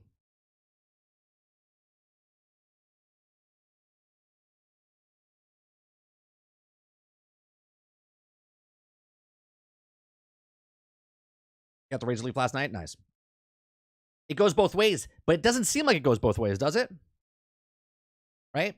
You got people that come in and go, well, I give it a 4 out of 10. And someone goes, how do you give it a 4 out of 10? There's like space travel, random stuff, doing all these things. They give 1,000 reasons why the game is good. And then someone comes in and goes, oh, they put their shields up, right? They don't know a trash can when they see it. It's like the same exact thing if someone goes, I give it a 1 out of 10. All right, why? It's buggy. The UI sucks. Okay, great.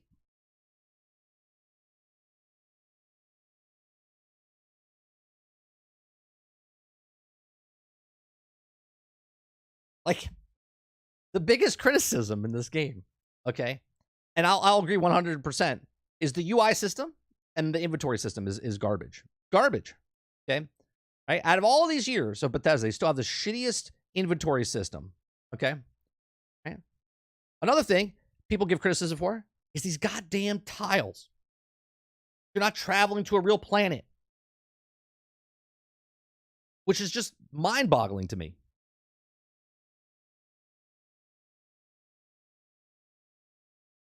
They played the main story, which you can complete in like 3 hours. Okay? And technically, it's not even the main story. There's still more to the main story, but they just stop at the end of the first main story.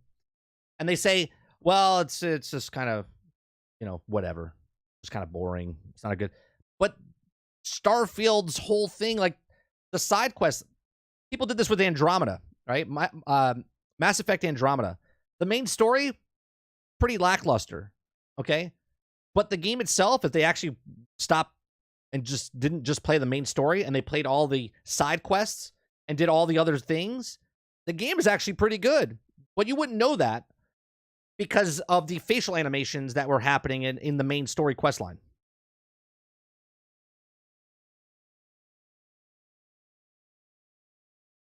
Right? People just piled on top of the facial animation thing that was happening in Mass Effect. They didn't give two shits about all the rest of the story, voice acting, the sound, the sound design, the world building that they were doing, the amount of missions you went on. No, main story, garbage, facial animation, and they shat on Mass Effect Andromeda.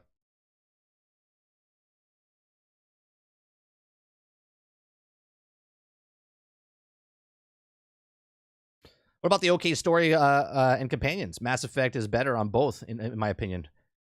Now you mentioned Mass Effect. Yeah, Mass Effect 2 is one of my favorite games of all time. My top 3. It might be 1. I get pulled because I love Red Dead Redemption 2 so well as, so good as well. So good as much.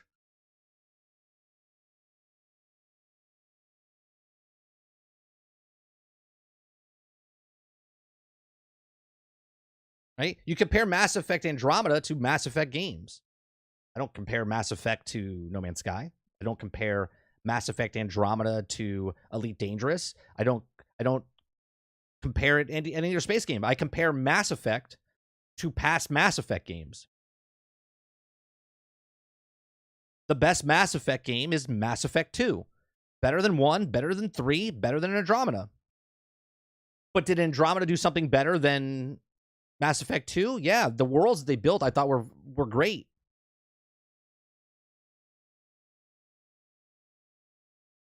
So here we are with Starfield, right? Here we are with Starfield, and everyone's like, well, you got to compare it to other space games. Like, why? Why wouldn't I compare it to other Bethesda games? Why do I have to compare it to other space games?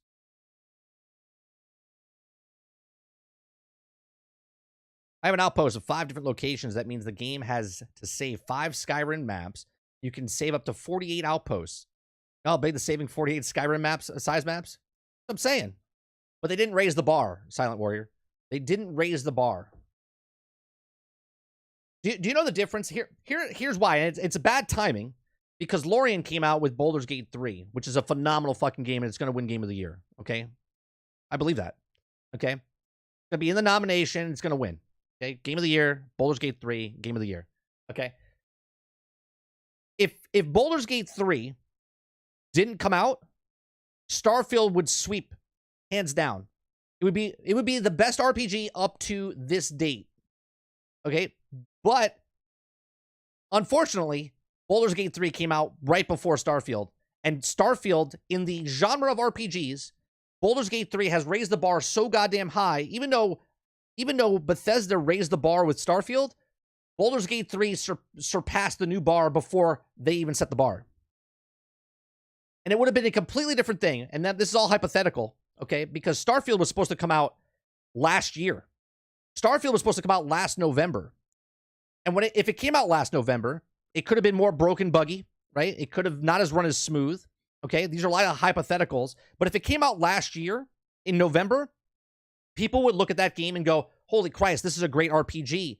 And then Baldur's Gate 3 came out this year, and it would surpass and go, holy shit, this is a much better than what that is, right? But because they both came out within a month of each other, they look at Bethesda going, well, they didn't raise the bar.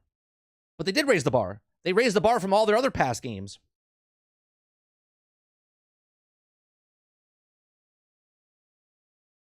I play on both systems. I just don't like Bethesda.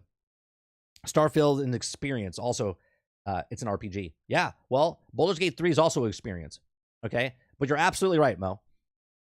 You don't play Baldur's Gate as a game. You play it as an experience with all the stuff. You don't play Starfield as a game. You play it as an experience.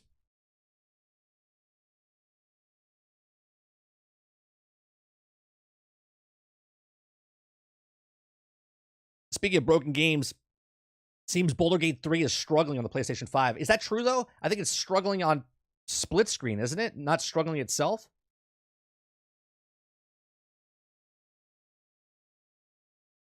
There's not too many console players that like turn-based, though, is there? No.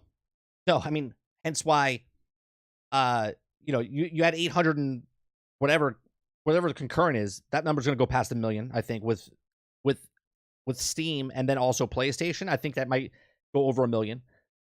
I don't know how many people isometric, right? We had conversations months ago. People don't like isometric games. They don't like isometric games. Yet Diablo comes out, sells 10 million copies, and then Baldur's Gate 3 comes out and it sells like hotcakes, right? But nobody likes isometric games.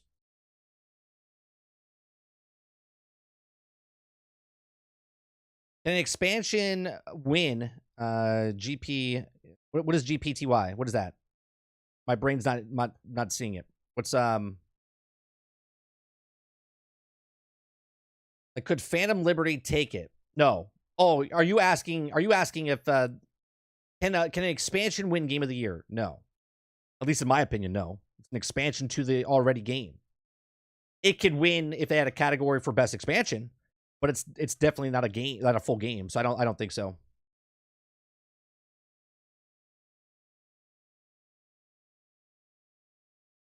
Even split screen's not struggling? Well, let me see. Because I could have sworn I saw.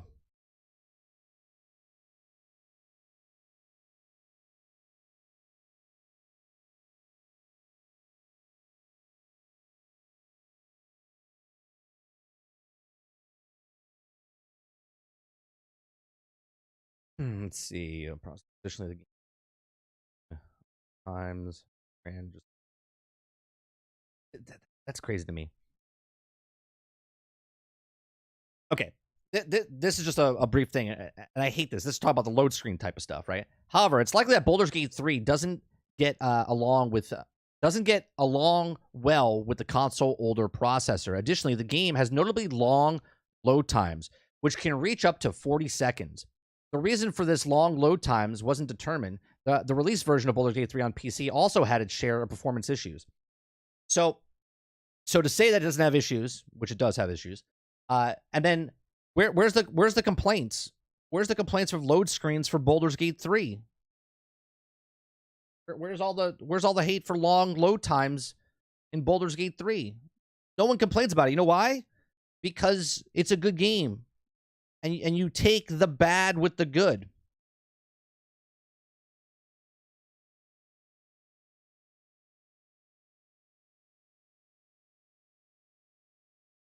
I love how Travis is, again, speaking opinion as fact. Baldur's Gate 3 on PlayStation 5 has serious frame rate problems. It's not struggling on PlayStation 5. There's no proof of it. Baldur's Gate 3 on PlayStation 5 has serious frame rate problems. It's not struggling. It's not struggling on my system, so that means it's not struggling. Perfect. It's perfect in every way. I love you, Baldur's Gate 3. Get your head out of their asses.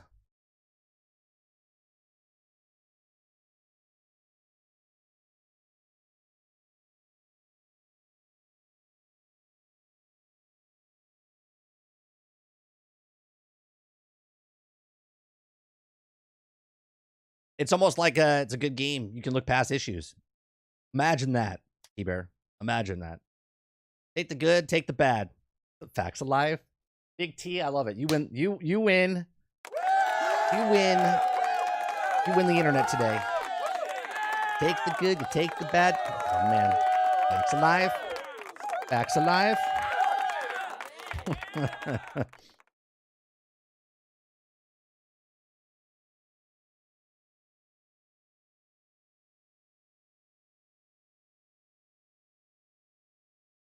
I've heard no one saying the problem outside of this guy.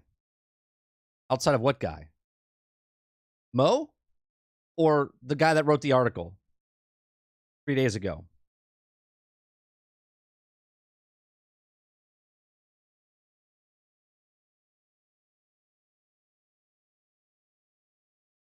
Let's see. Let's see.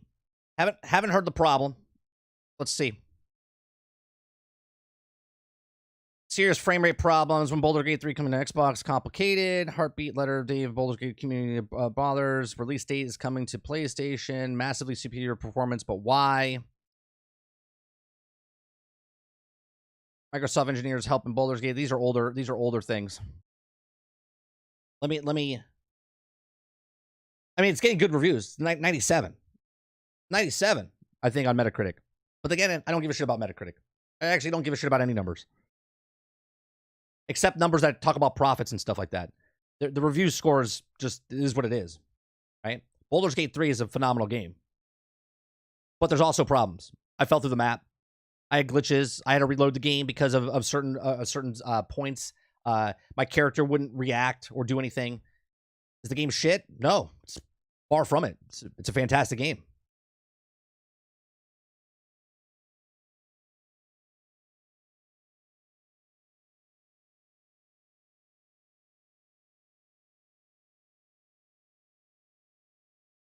I mean, who cares if it's 30 frames per second? Jesus, you whiny bitches.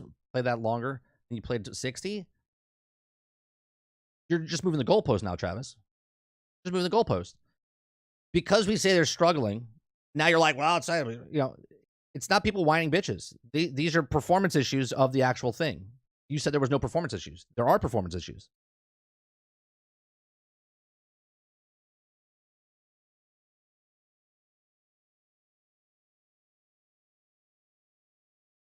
Look, I always bring up the analogy or my circumstance.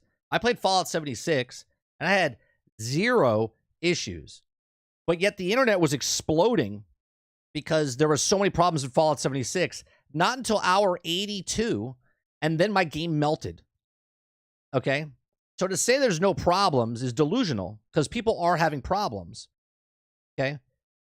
Jedi Survivor, I had no issues. Other people couldn't play the game. Right? I played Marvel's Avengers. I couldn't finish the campaign for 14 days. Other people finished the game, no problems. Okay? Just because you're not having problems doesn't mean there's not problems.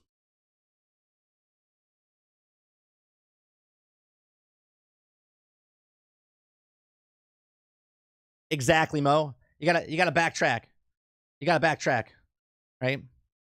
30 frames. Starfield 30 frames. Well, fucking you guys are just terrible at 30 frames. You guys are bitches at 60 frames. Like, what are we talking about?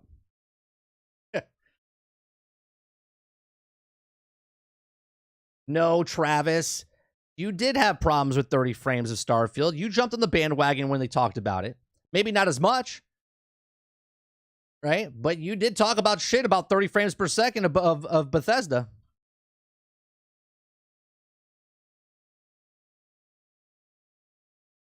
But you're on the other side because you did defend Gotham.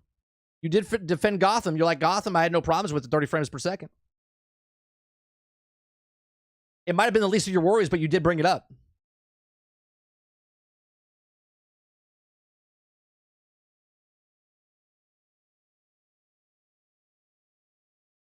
But isn't Xbox supposed to be the most powerful system of past Xboxes? Yeah.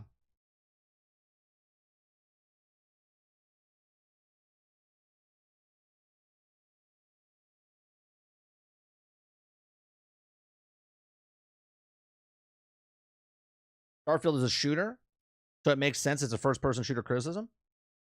I guess. But you can play it in third person, Titan. So it's not really just a first-person shooter, because it's not a first-person shooter. It can be a first-person shooter. It can also be a third-person shooter. It can also be a farther back third-person shooter. And it's an RPG. It's not a FPS RPG. It's a RPG.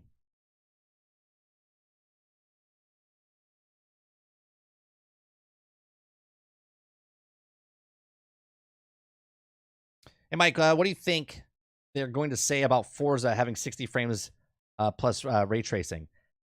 I don't know. They'll say something, Mo.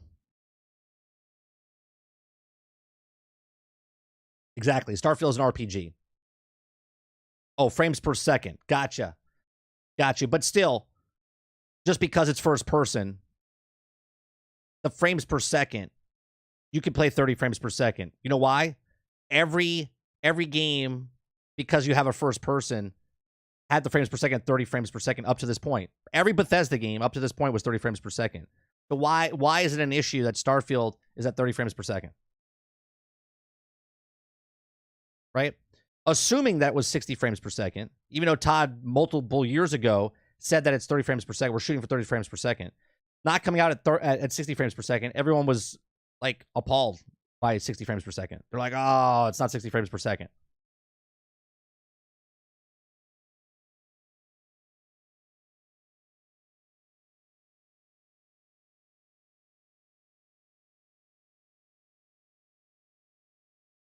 You know what I mean? It's 30 frames per second. It's 30 frames per second. We're shooting for 30 frames per second. Launches at 30 frames per second. I can't believe it's not 60 frames per second. It's like, when did they say it was 60 frames per second? On record, Todd said it was 30 frames per second.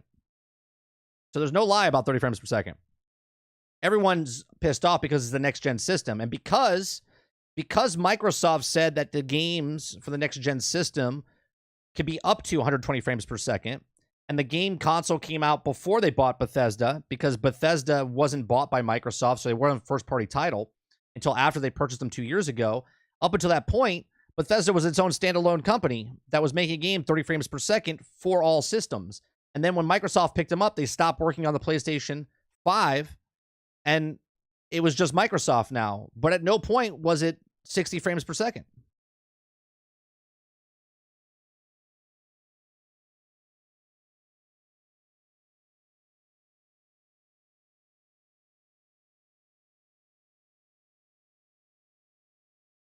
Gotham Knights was set 30 frames per second because of ray tracing.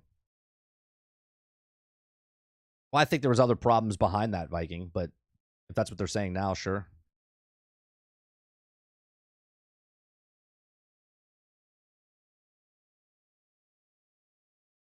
It's actually cooler by us. We have a cold front coming in by us. We also have a Category 4 hurricane barreling towards us that might be a hit of 5 before it hits, and hopefully it skirts up, but we'll see. So most combat is shooting, unless you spec into social skills. But to say there's a whole bunch of perks though, right? I could be a fist fighter. I could be a long range distance sniper, right? I could be melee. So to say that it's mostly like guns, I mean, sure, but there's all these different aspects that you can do. It's not just a shooter.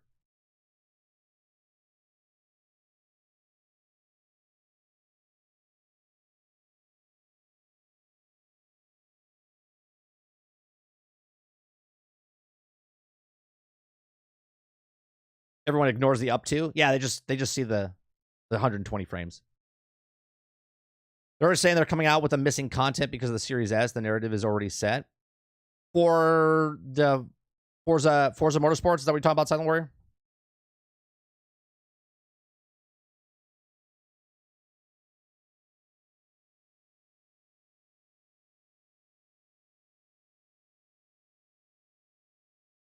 The untethered co-op and the world looking amazing is the reason Gotham Knights is 30 frames per second. I love the untethered stuff that you could both be in the world. It captures it. I had no issues with it. People that said the combat was garbage didn't play long enough, because when you upgrade your characters and do all the moves, Gotham Knights felt really good.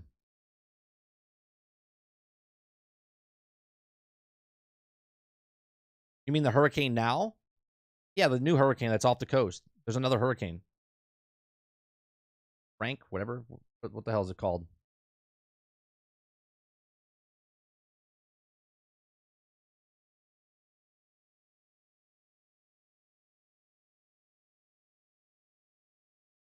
Lee. Yeah. Lee right now is a Category 4. Or did it drop down? Or it's going to be a Category 4. It's going to be a Category 4 by this weekend.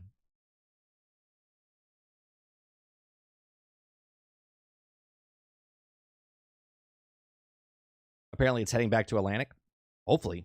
That's if I'm not a fucking weather guy, but what they said was that's if the cold front that gets pushed down stays where it is, then it'll get sheared off and move up. But if it dissipates before it gets here, it's just going to crash right into the Carolinas and Florida.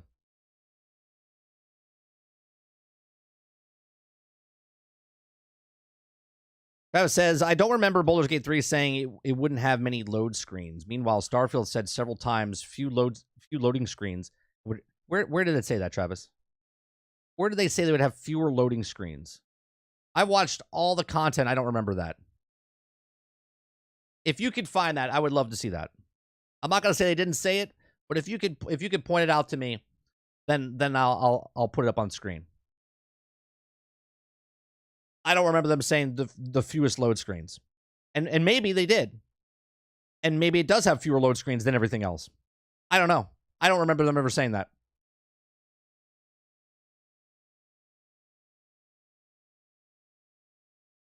My issue isn't with the game is terrible. I think it's good. My issue is that Todd Howard says stuff. You just know that people in the back are like, we didn't approve that. Look, the only thing was the 16 times the detail, which obviously that was a mistake. Wasn't a lie. There is 16 times more detail. They just didn't put all 16 in when they launched the game. Okay. And now, what did he say this time? He said 1,000 planets, which there's 1,000 planets. Right? That was the off thing of we have 1,000 planets and there's 1,000 planets. I don't remember him ever saying that he said fewer load screens. I'm just putting it out there. The next Starfield, I love them to add co-op, not like Fallout 76. Luke, I made a prediction. I think I think they will do a Fallout first type of thing inside of Starfield. It obviously, again, just my thought. I think they will charge a monthly subscription to have your own private server inside of Starfield. And you can play with a buddy, or maybe like 2 or 3. Or I'm sorry, 3 or 4, right? Like you would have your own server and you can get on the ship, right? I think months and months ago, I was like, they're going to do some sort of multiplayer thing down the line, right? I'm talking like a year, past a year, right? But I think they're going to do some sort of private server.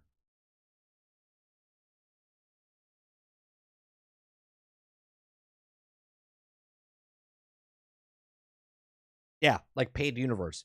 Because I can't imagine, right? And the reason for this is Todd Howard, these are actual words he said. They were upset that they couldn't capitalize on the players that were playing Skyrim, right? The people that bought Skyrim way back when, the only way they could make money off of them when it first launched, because 10 years later they're still playing the same game, is relaunching the same game, making money for people that didn't own the game or people buying it with the upgraded stuff, right? Then they had the Creation Club come in, and they could buy people like that. With Starfield, if you look at Starfield and if you go to the edit bays of like making all your gear, if you go to skins and click on skins, it says like default, okay? And in the default section, you're like, why is it default, but there's no other ones? So I'm assuming there's going to be either stuff that I don't know if they're going to add this. Again, I'm making assumptions here, so don't take me and take it as gospel. But there's going to be some sort of live service aspect, but it's not live service like it's a Fallout 76 live service. It's more of like a weekly, daily type of thing, and maybe there's like awards that you can get, and then you can earn those cosmetics, or they're going to put those cosmetics behind a paywall in the creation store, right? I can't imagine them not doing that, because the people that are playing the game for nothing, right? They're paying $10, right, to play on Game Pass each month, or they just have Game Pass and they're trying out. How do they monetize those people? Well, they monetize those people by selling the $30 DLC, okay? Or they monetize it by, if they do cosmetics, which is fine, or they monetize by doing a Fallout First type of private server. And I see that, and that takes the risk off of them, basically, because now you're paying for a private server to play with your friends, and you would be happy to do that, right? Those fans would, just like they're happy playing it for Fallout First. The problem with Fallout First, when they announced it a year afterwards, was the game was still in a bad shape. They didn't even fix the game, and then they were asking for more money on top of the paid version of people that bought it before it came on Game Pass and all the other stuff.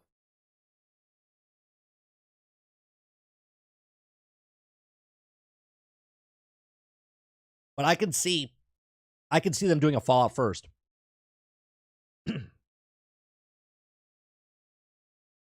Withdraw after looking it up.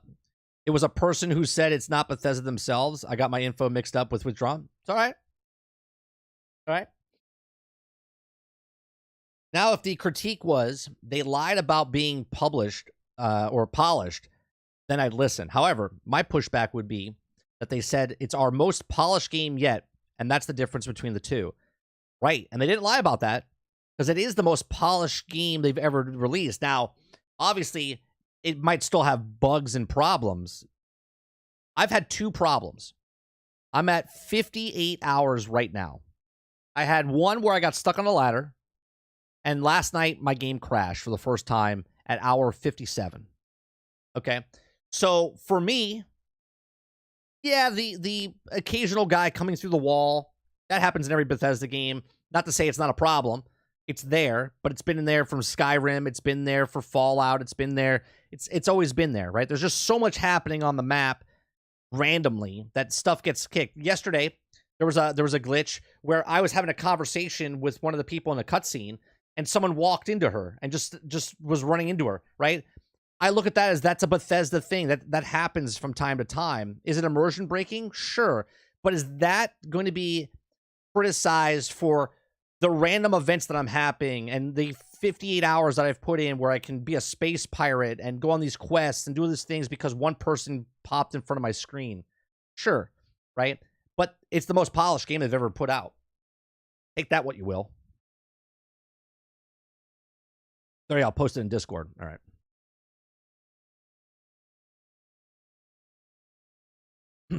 Starfield won't feature seamless space to planet landing. What is this though? What is this? I can't open that page for some reason. It's giving me an error. The gamer.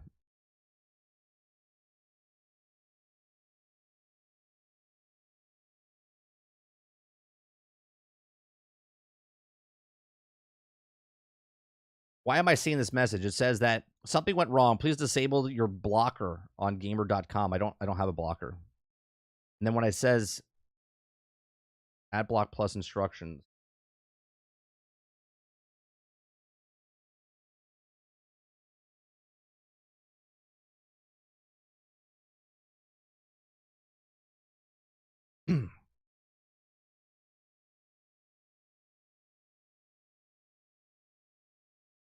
Todd said that there wouldn't be load screens when Starfield was announced.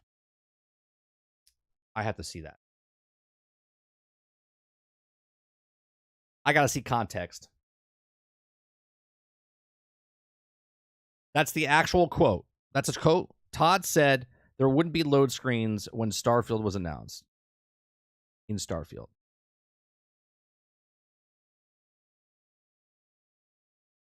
Todd Howard said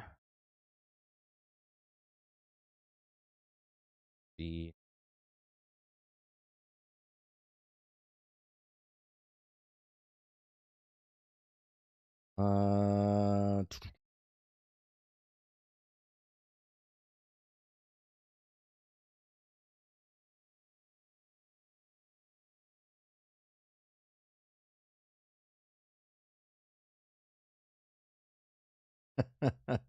me and my bullshit. Yeah, I can't open that article. Thegamer.com. You know what? Let me take this and put it in my other web browser. Let's see if I can bring up my other web browser because it says it says I have a blocker on, which I know I don't.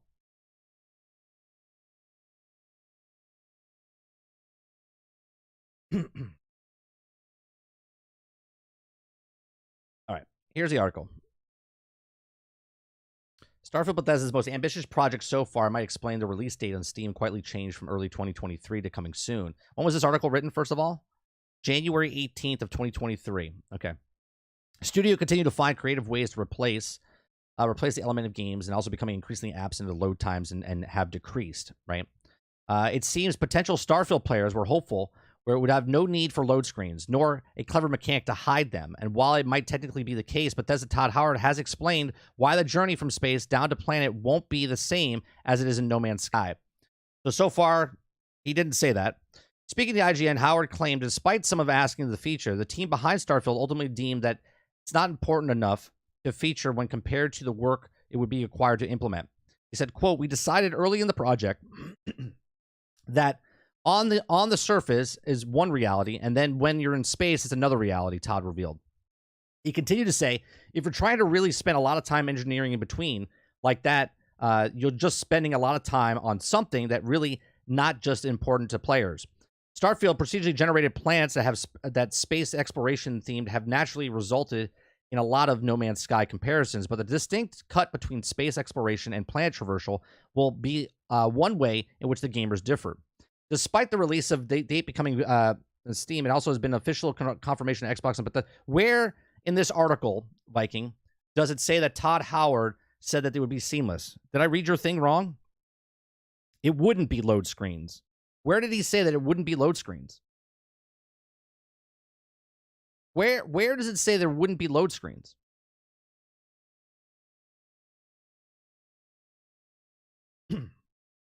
Where? Let me make it bigger. Maybe I'm missing it. Maybe I'm missing it. It seems that some potential Starfield players were hopeful there would be no need for load screens, nor a clever mechanic to hide them. And while that might technically be the case, Bethesda's Todd Howard has explained why the journey from space down to the planet won't be the same as No Man's Sky. Where? People assuming. Yeah. He never said it. People expected there to be no load screens. Well, how is that fucking Todd Howard's fault? How is that Todd's fault that people expectations, he never said it? See, this is why we bring up articles and sources. Okay? Never said it. Never said it.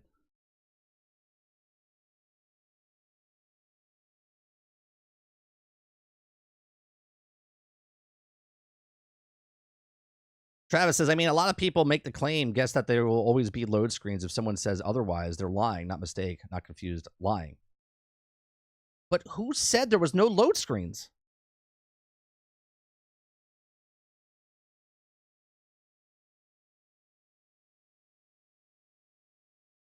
You found it. All right. You gonna send me another link?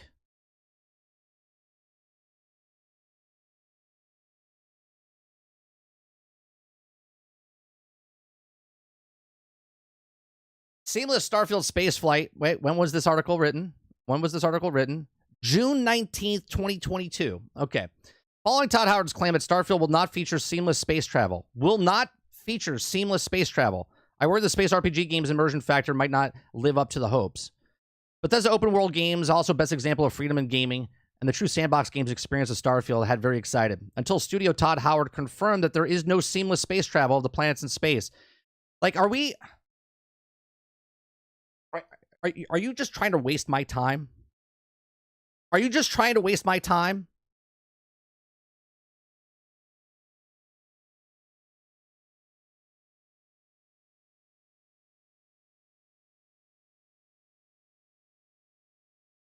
Like, I don't understand.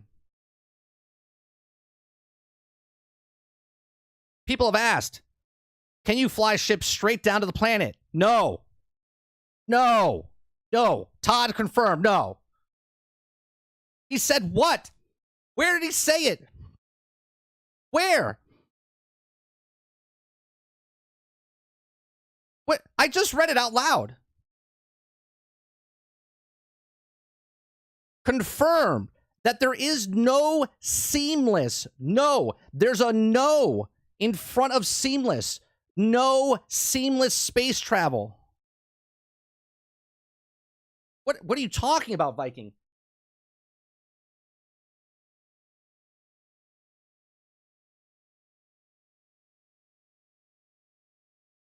I don't understand. I don't understand right now.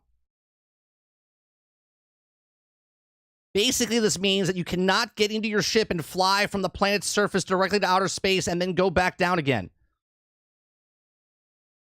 It's in the title. This is...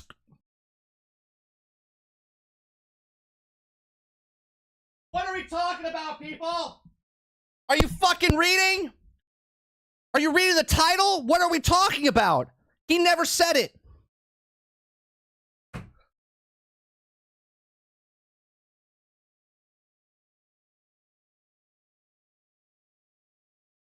Holy shit.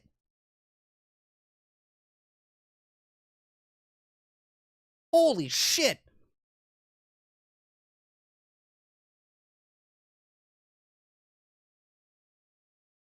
There's one thing that I do on this channel. Todd Howard says, Viking, stop reading. Just stop reading.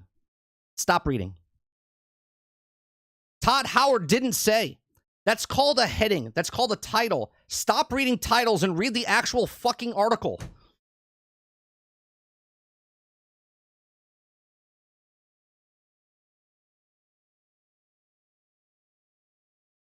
One thing that we do on this channel.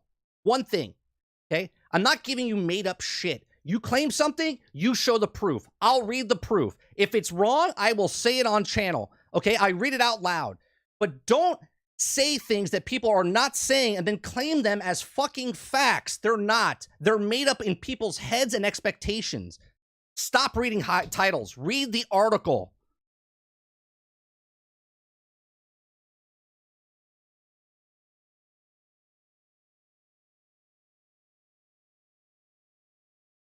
For God's sakes.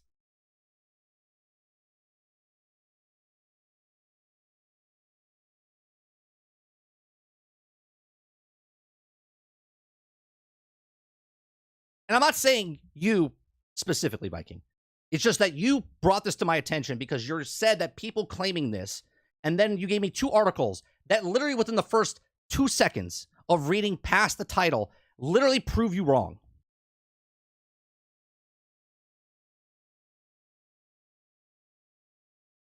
Wait, but people think Starfield's a 10 out of 10 based on an article.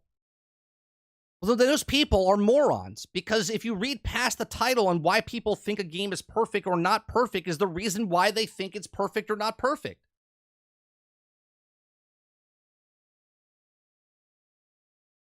Like, literally years ago, he said 30 frames per second. I was like, you think it's going to be 60 frames per second?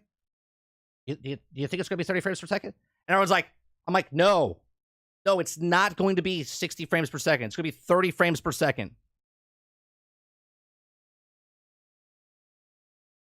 It's not going to be... We literally had a conversation a year and a half ago about the space travel. He said there's load screens, and I made fun of the load screens because you're going to be sitting there watching load screen after load screen after load screen of taking off. I said people are just going to skip that shit after the first...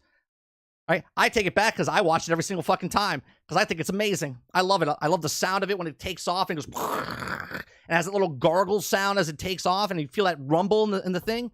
If you've ever seen a space shuttle lift off in real life, it's exactly what it fucking sounds like.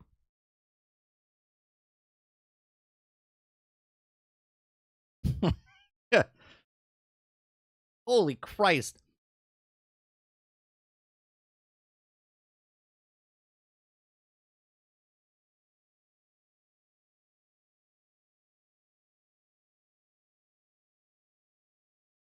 If there's something I learned in the 45 years that I've been on the fucking planet, right? I used to be really stubborn and hard-headed and used to think that my shit didn't stink and I was always right about stuff.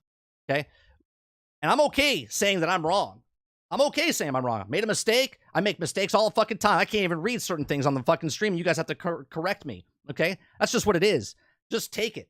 Take the lump and move on and learn. Right? Stop reading headlines. Read the goddamn article. If you don't want to read the article, then don't bring up something that's not fact. Because you're going to get exposed. You're going to get exposed.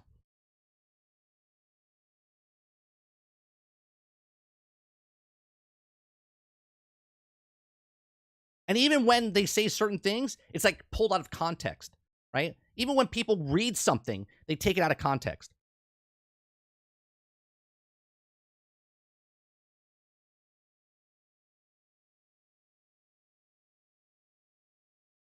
I know you're not, Viking. You've been around a long time, and I apologize to you because I'm taking my anger out on you specifically right at this moment, right? Because you are the last person to bring up this type of stuff, okay? And it just boggles my mind because you know what? 90% of the population is like that. They're like, what? That?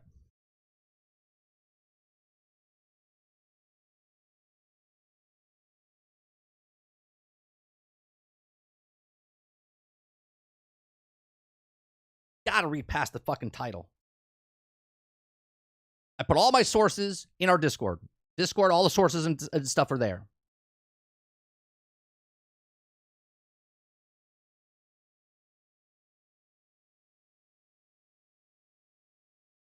Way before that, though, Crowded.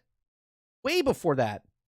In 2020, he said that we're shooting for 30 frames per second. 30 solid frames.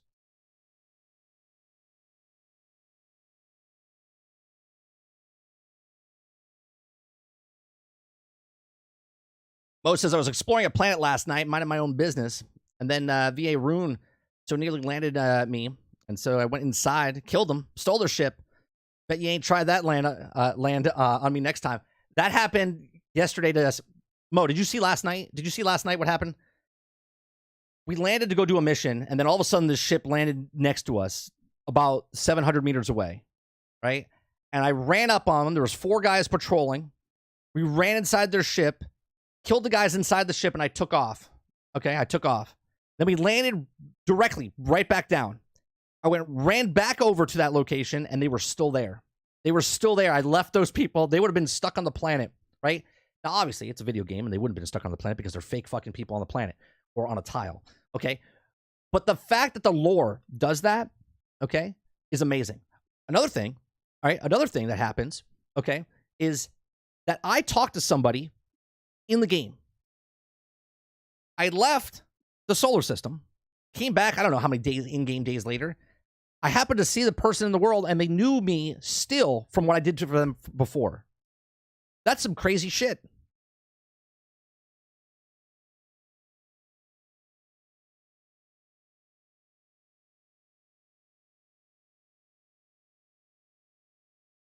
Lex Freeman might be a robot. He might be a robot.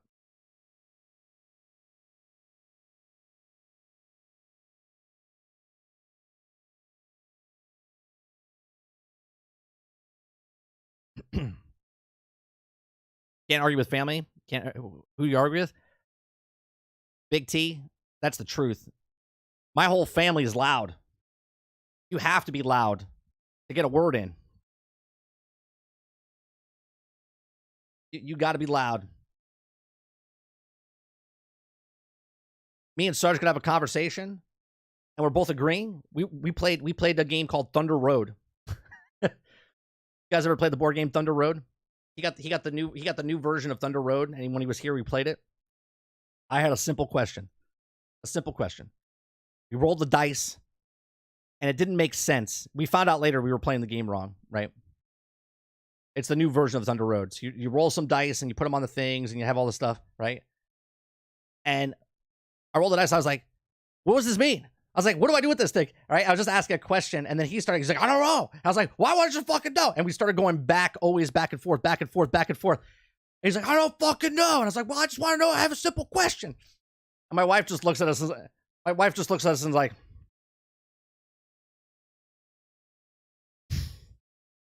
right. We were actually just being nice to each other, but we were, we go back and forth. It was fantastic. I was like, I just want to know how the game plays.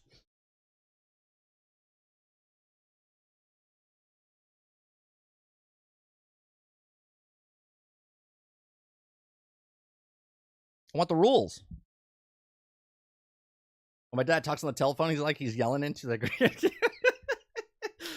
I don't know why that made me laugh, Crowded.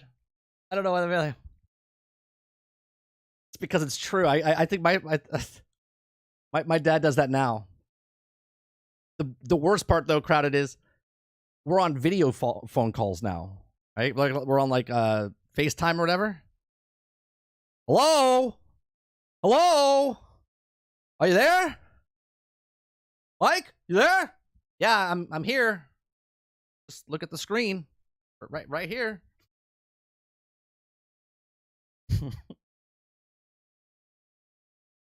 Why do I feel like I'm just talking at a wall right now? And for some reason they don't know how to use the camera. They can see themselves on the device, but yet it's like this. There? Are you there? What? Are you there? You hear me? Like, yeah, I can hear you. I can also see you.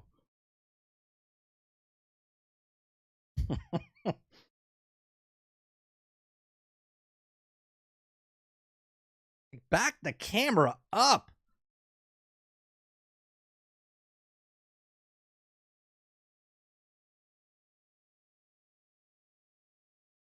Oh, you love it, Travis. Got me so fucking. I'm like sweating now. I'm like hot.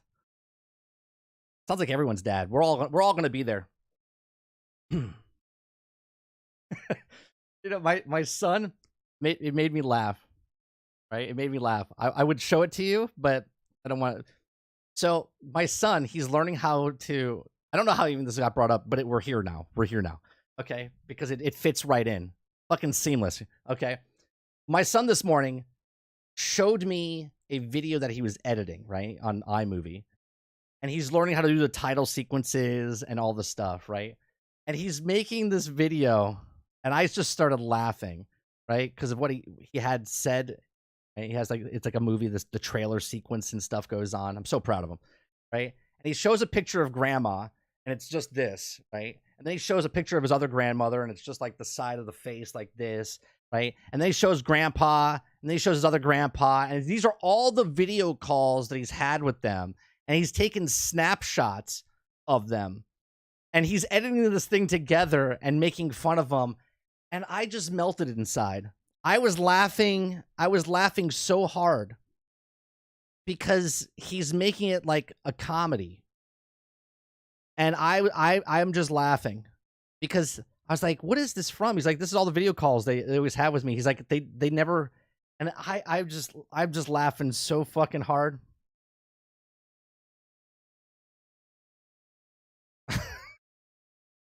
It's so good.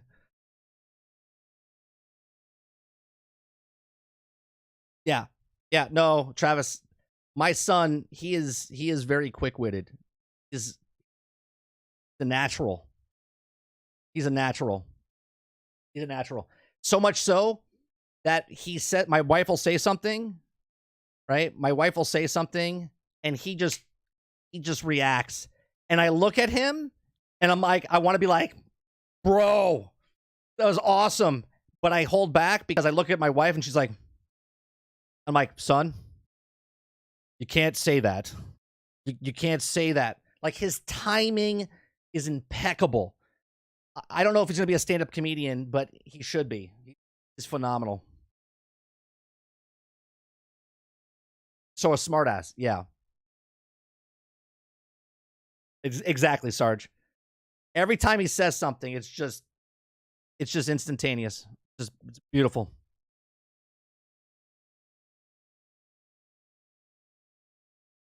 Right. I had to teach him the other day because he also says things that hurt mom. You know, the thing like, how do I look? Or do you love? You set up the question, you know, you don't realize what the answer is. So I had to teach him not to lie, but like a white lie. You know, I was like, let's tone down the let's say it how it is. I was like, sometimes you gotta tune it back a little bit, son. I was like, you know, sometimes you gotta do something you don't like. Sometimes you gotta just agree with something, just know, make someone feel better. I was like, let's not do that. Even though I'm like, you know,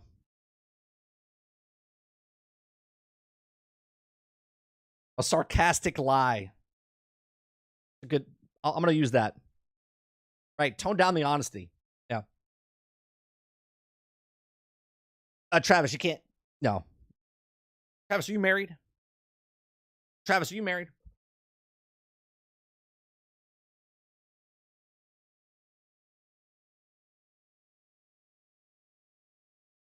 Yeah.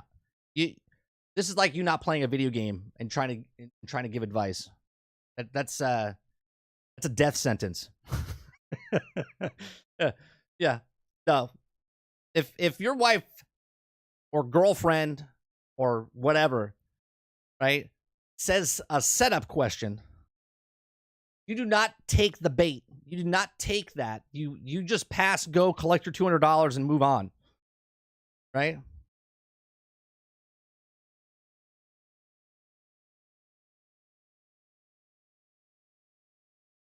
Right? Because it's just easier. Like, it's fun to say something, but the repercussions of that, no. Nope. You just say something, you move on. It's better for everybody in the household. Never take the bait, Mo. You never take the bait.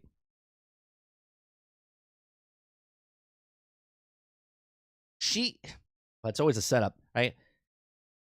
Your wife or girlfriend or boyfriend or whatever could say, well, I don't know how your boyfriend, right? But anyway, how do I look today? Your answer, you look beautiful, right?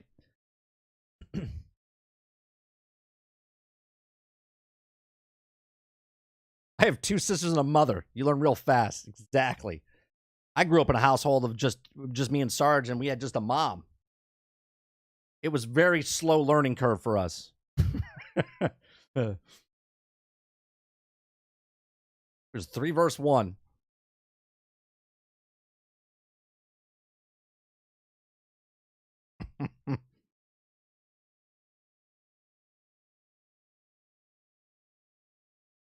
Oh yeah, there's nothing wrong about being blunt, right? Like we can be blunt, but you can't be blunt with the other person. yeah, basic, mid tier. I give you like a 6 or a 7. You should rate her based on video games, Viking. Right? How do I look today? You look like a Redfall. Be like, what the fuck is that? Today you look like a Starfield. Oh shit, Baldur's Gate 3.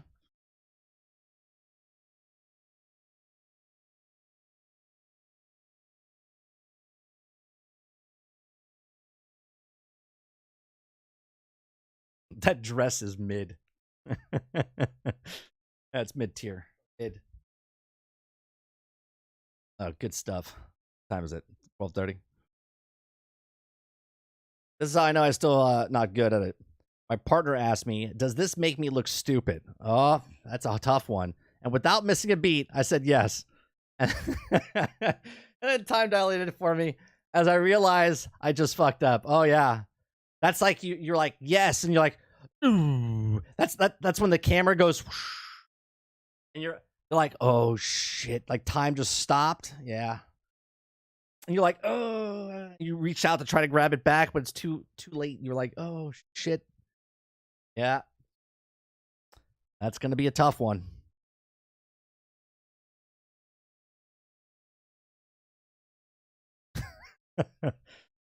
Yeah, that happens. That happens a long time.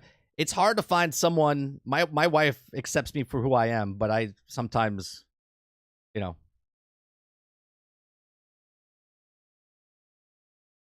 You want a $1,600 gun and she flipped? Well, does she like handbags? And how much is that handbag?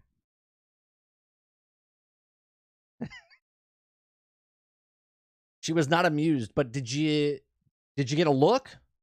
What was the look? Was it the squinty eyes? Was it the wide-eyed look? Was it the yeah, I'm gonna spit in your food look?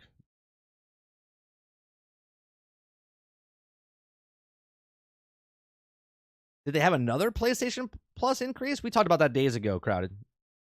Days ago. Yeah. Oh, the wide-eyed. That was the processing. See, I like reading people. Again, I'm not perfect at it. But a wide-eyed's like, I can't believe you just said that shit. And she's processing that now, right? She's like, and that's a check, right? Like, you don't do that fucking again. If it's a closed slant like eye, it's like, I know you used to say that shit, and I know you just didn't say that to me, right? Right? And that's like a threat type of thing, right? But if it's the wide eye, it's like, oh, you're going to say stuff like that? I got you. Yep. That's exactly what it is. You just got gear checked in video game terms. You got gear checked.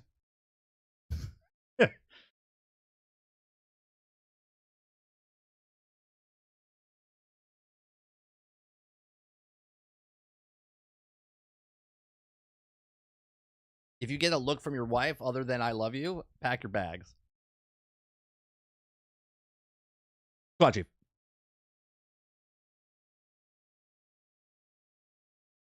All right. We're good. I think we're good. Tonight, guys.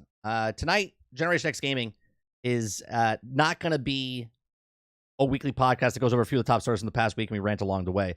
Tonight's GXG is going to be an all-in Starfield talk. We're going to try not to spoil anything. We're going to just talk about our own adventures that were going on. We're going to talk about the good. We're going to talk about the bad. We're going to talk about our own experiences. We're going to talk about what we think about the review scores. We're going to talk about what people want. Like, what are they looking for? We're going to talk about why it's on Game Pass. We're talking about Starfield. Because me and Sarge have about 60 hours apiece inside the game. So that's what we're going to talk about tonight on. So it's an all-out Starfield. I just feel like it's a good time. It came out, launch day was yesterday. We played 5 days early access. So, and then after, I might play a little bit on stream, but I've been tired. I probably should go to sleep after I'm done with the podcast today because I've been pushing so much on Starfield. So Yeah, Travis, skip tonight. Skip tonight. It'll also be in 30 frames per second tonight because we want to continue doing the Starfield thing. And then also, there will not be load screens. I know. It's going to be no load screens tonight for us. Well, that's a lie. There's that start screen, which is a load screen. Then there's the transition in between, which is a minuscule load screen. So there's going to be a little bit of load screens in between our takes. So appreciate it very much. Make sure you hit that like button down below.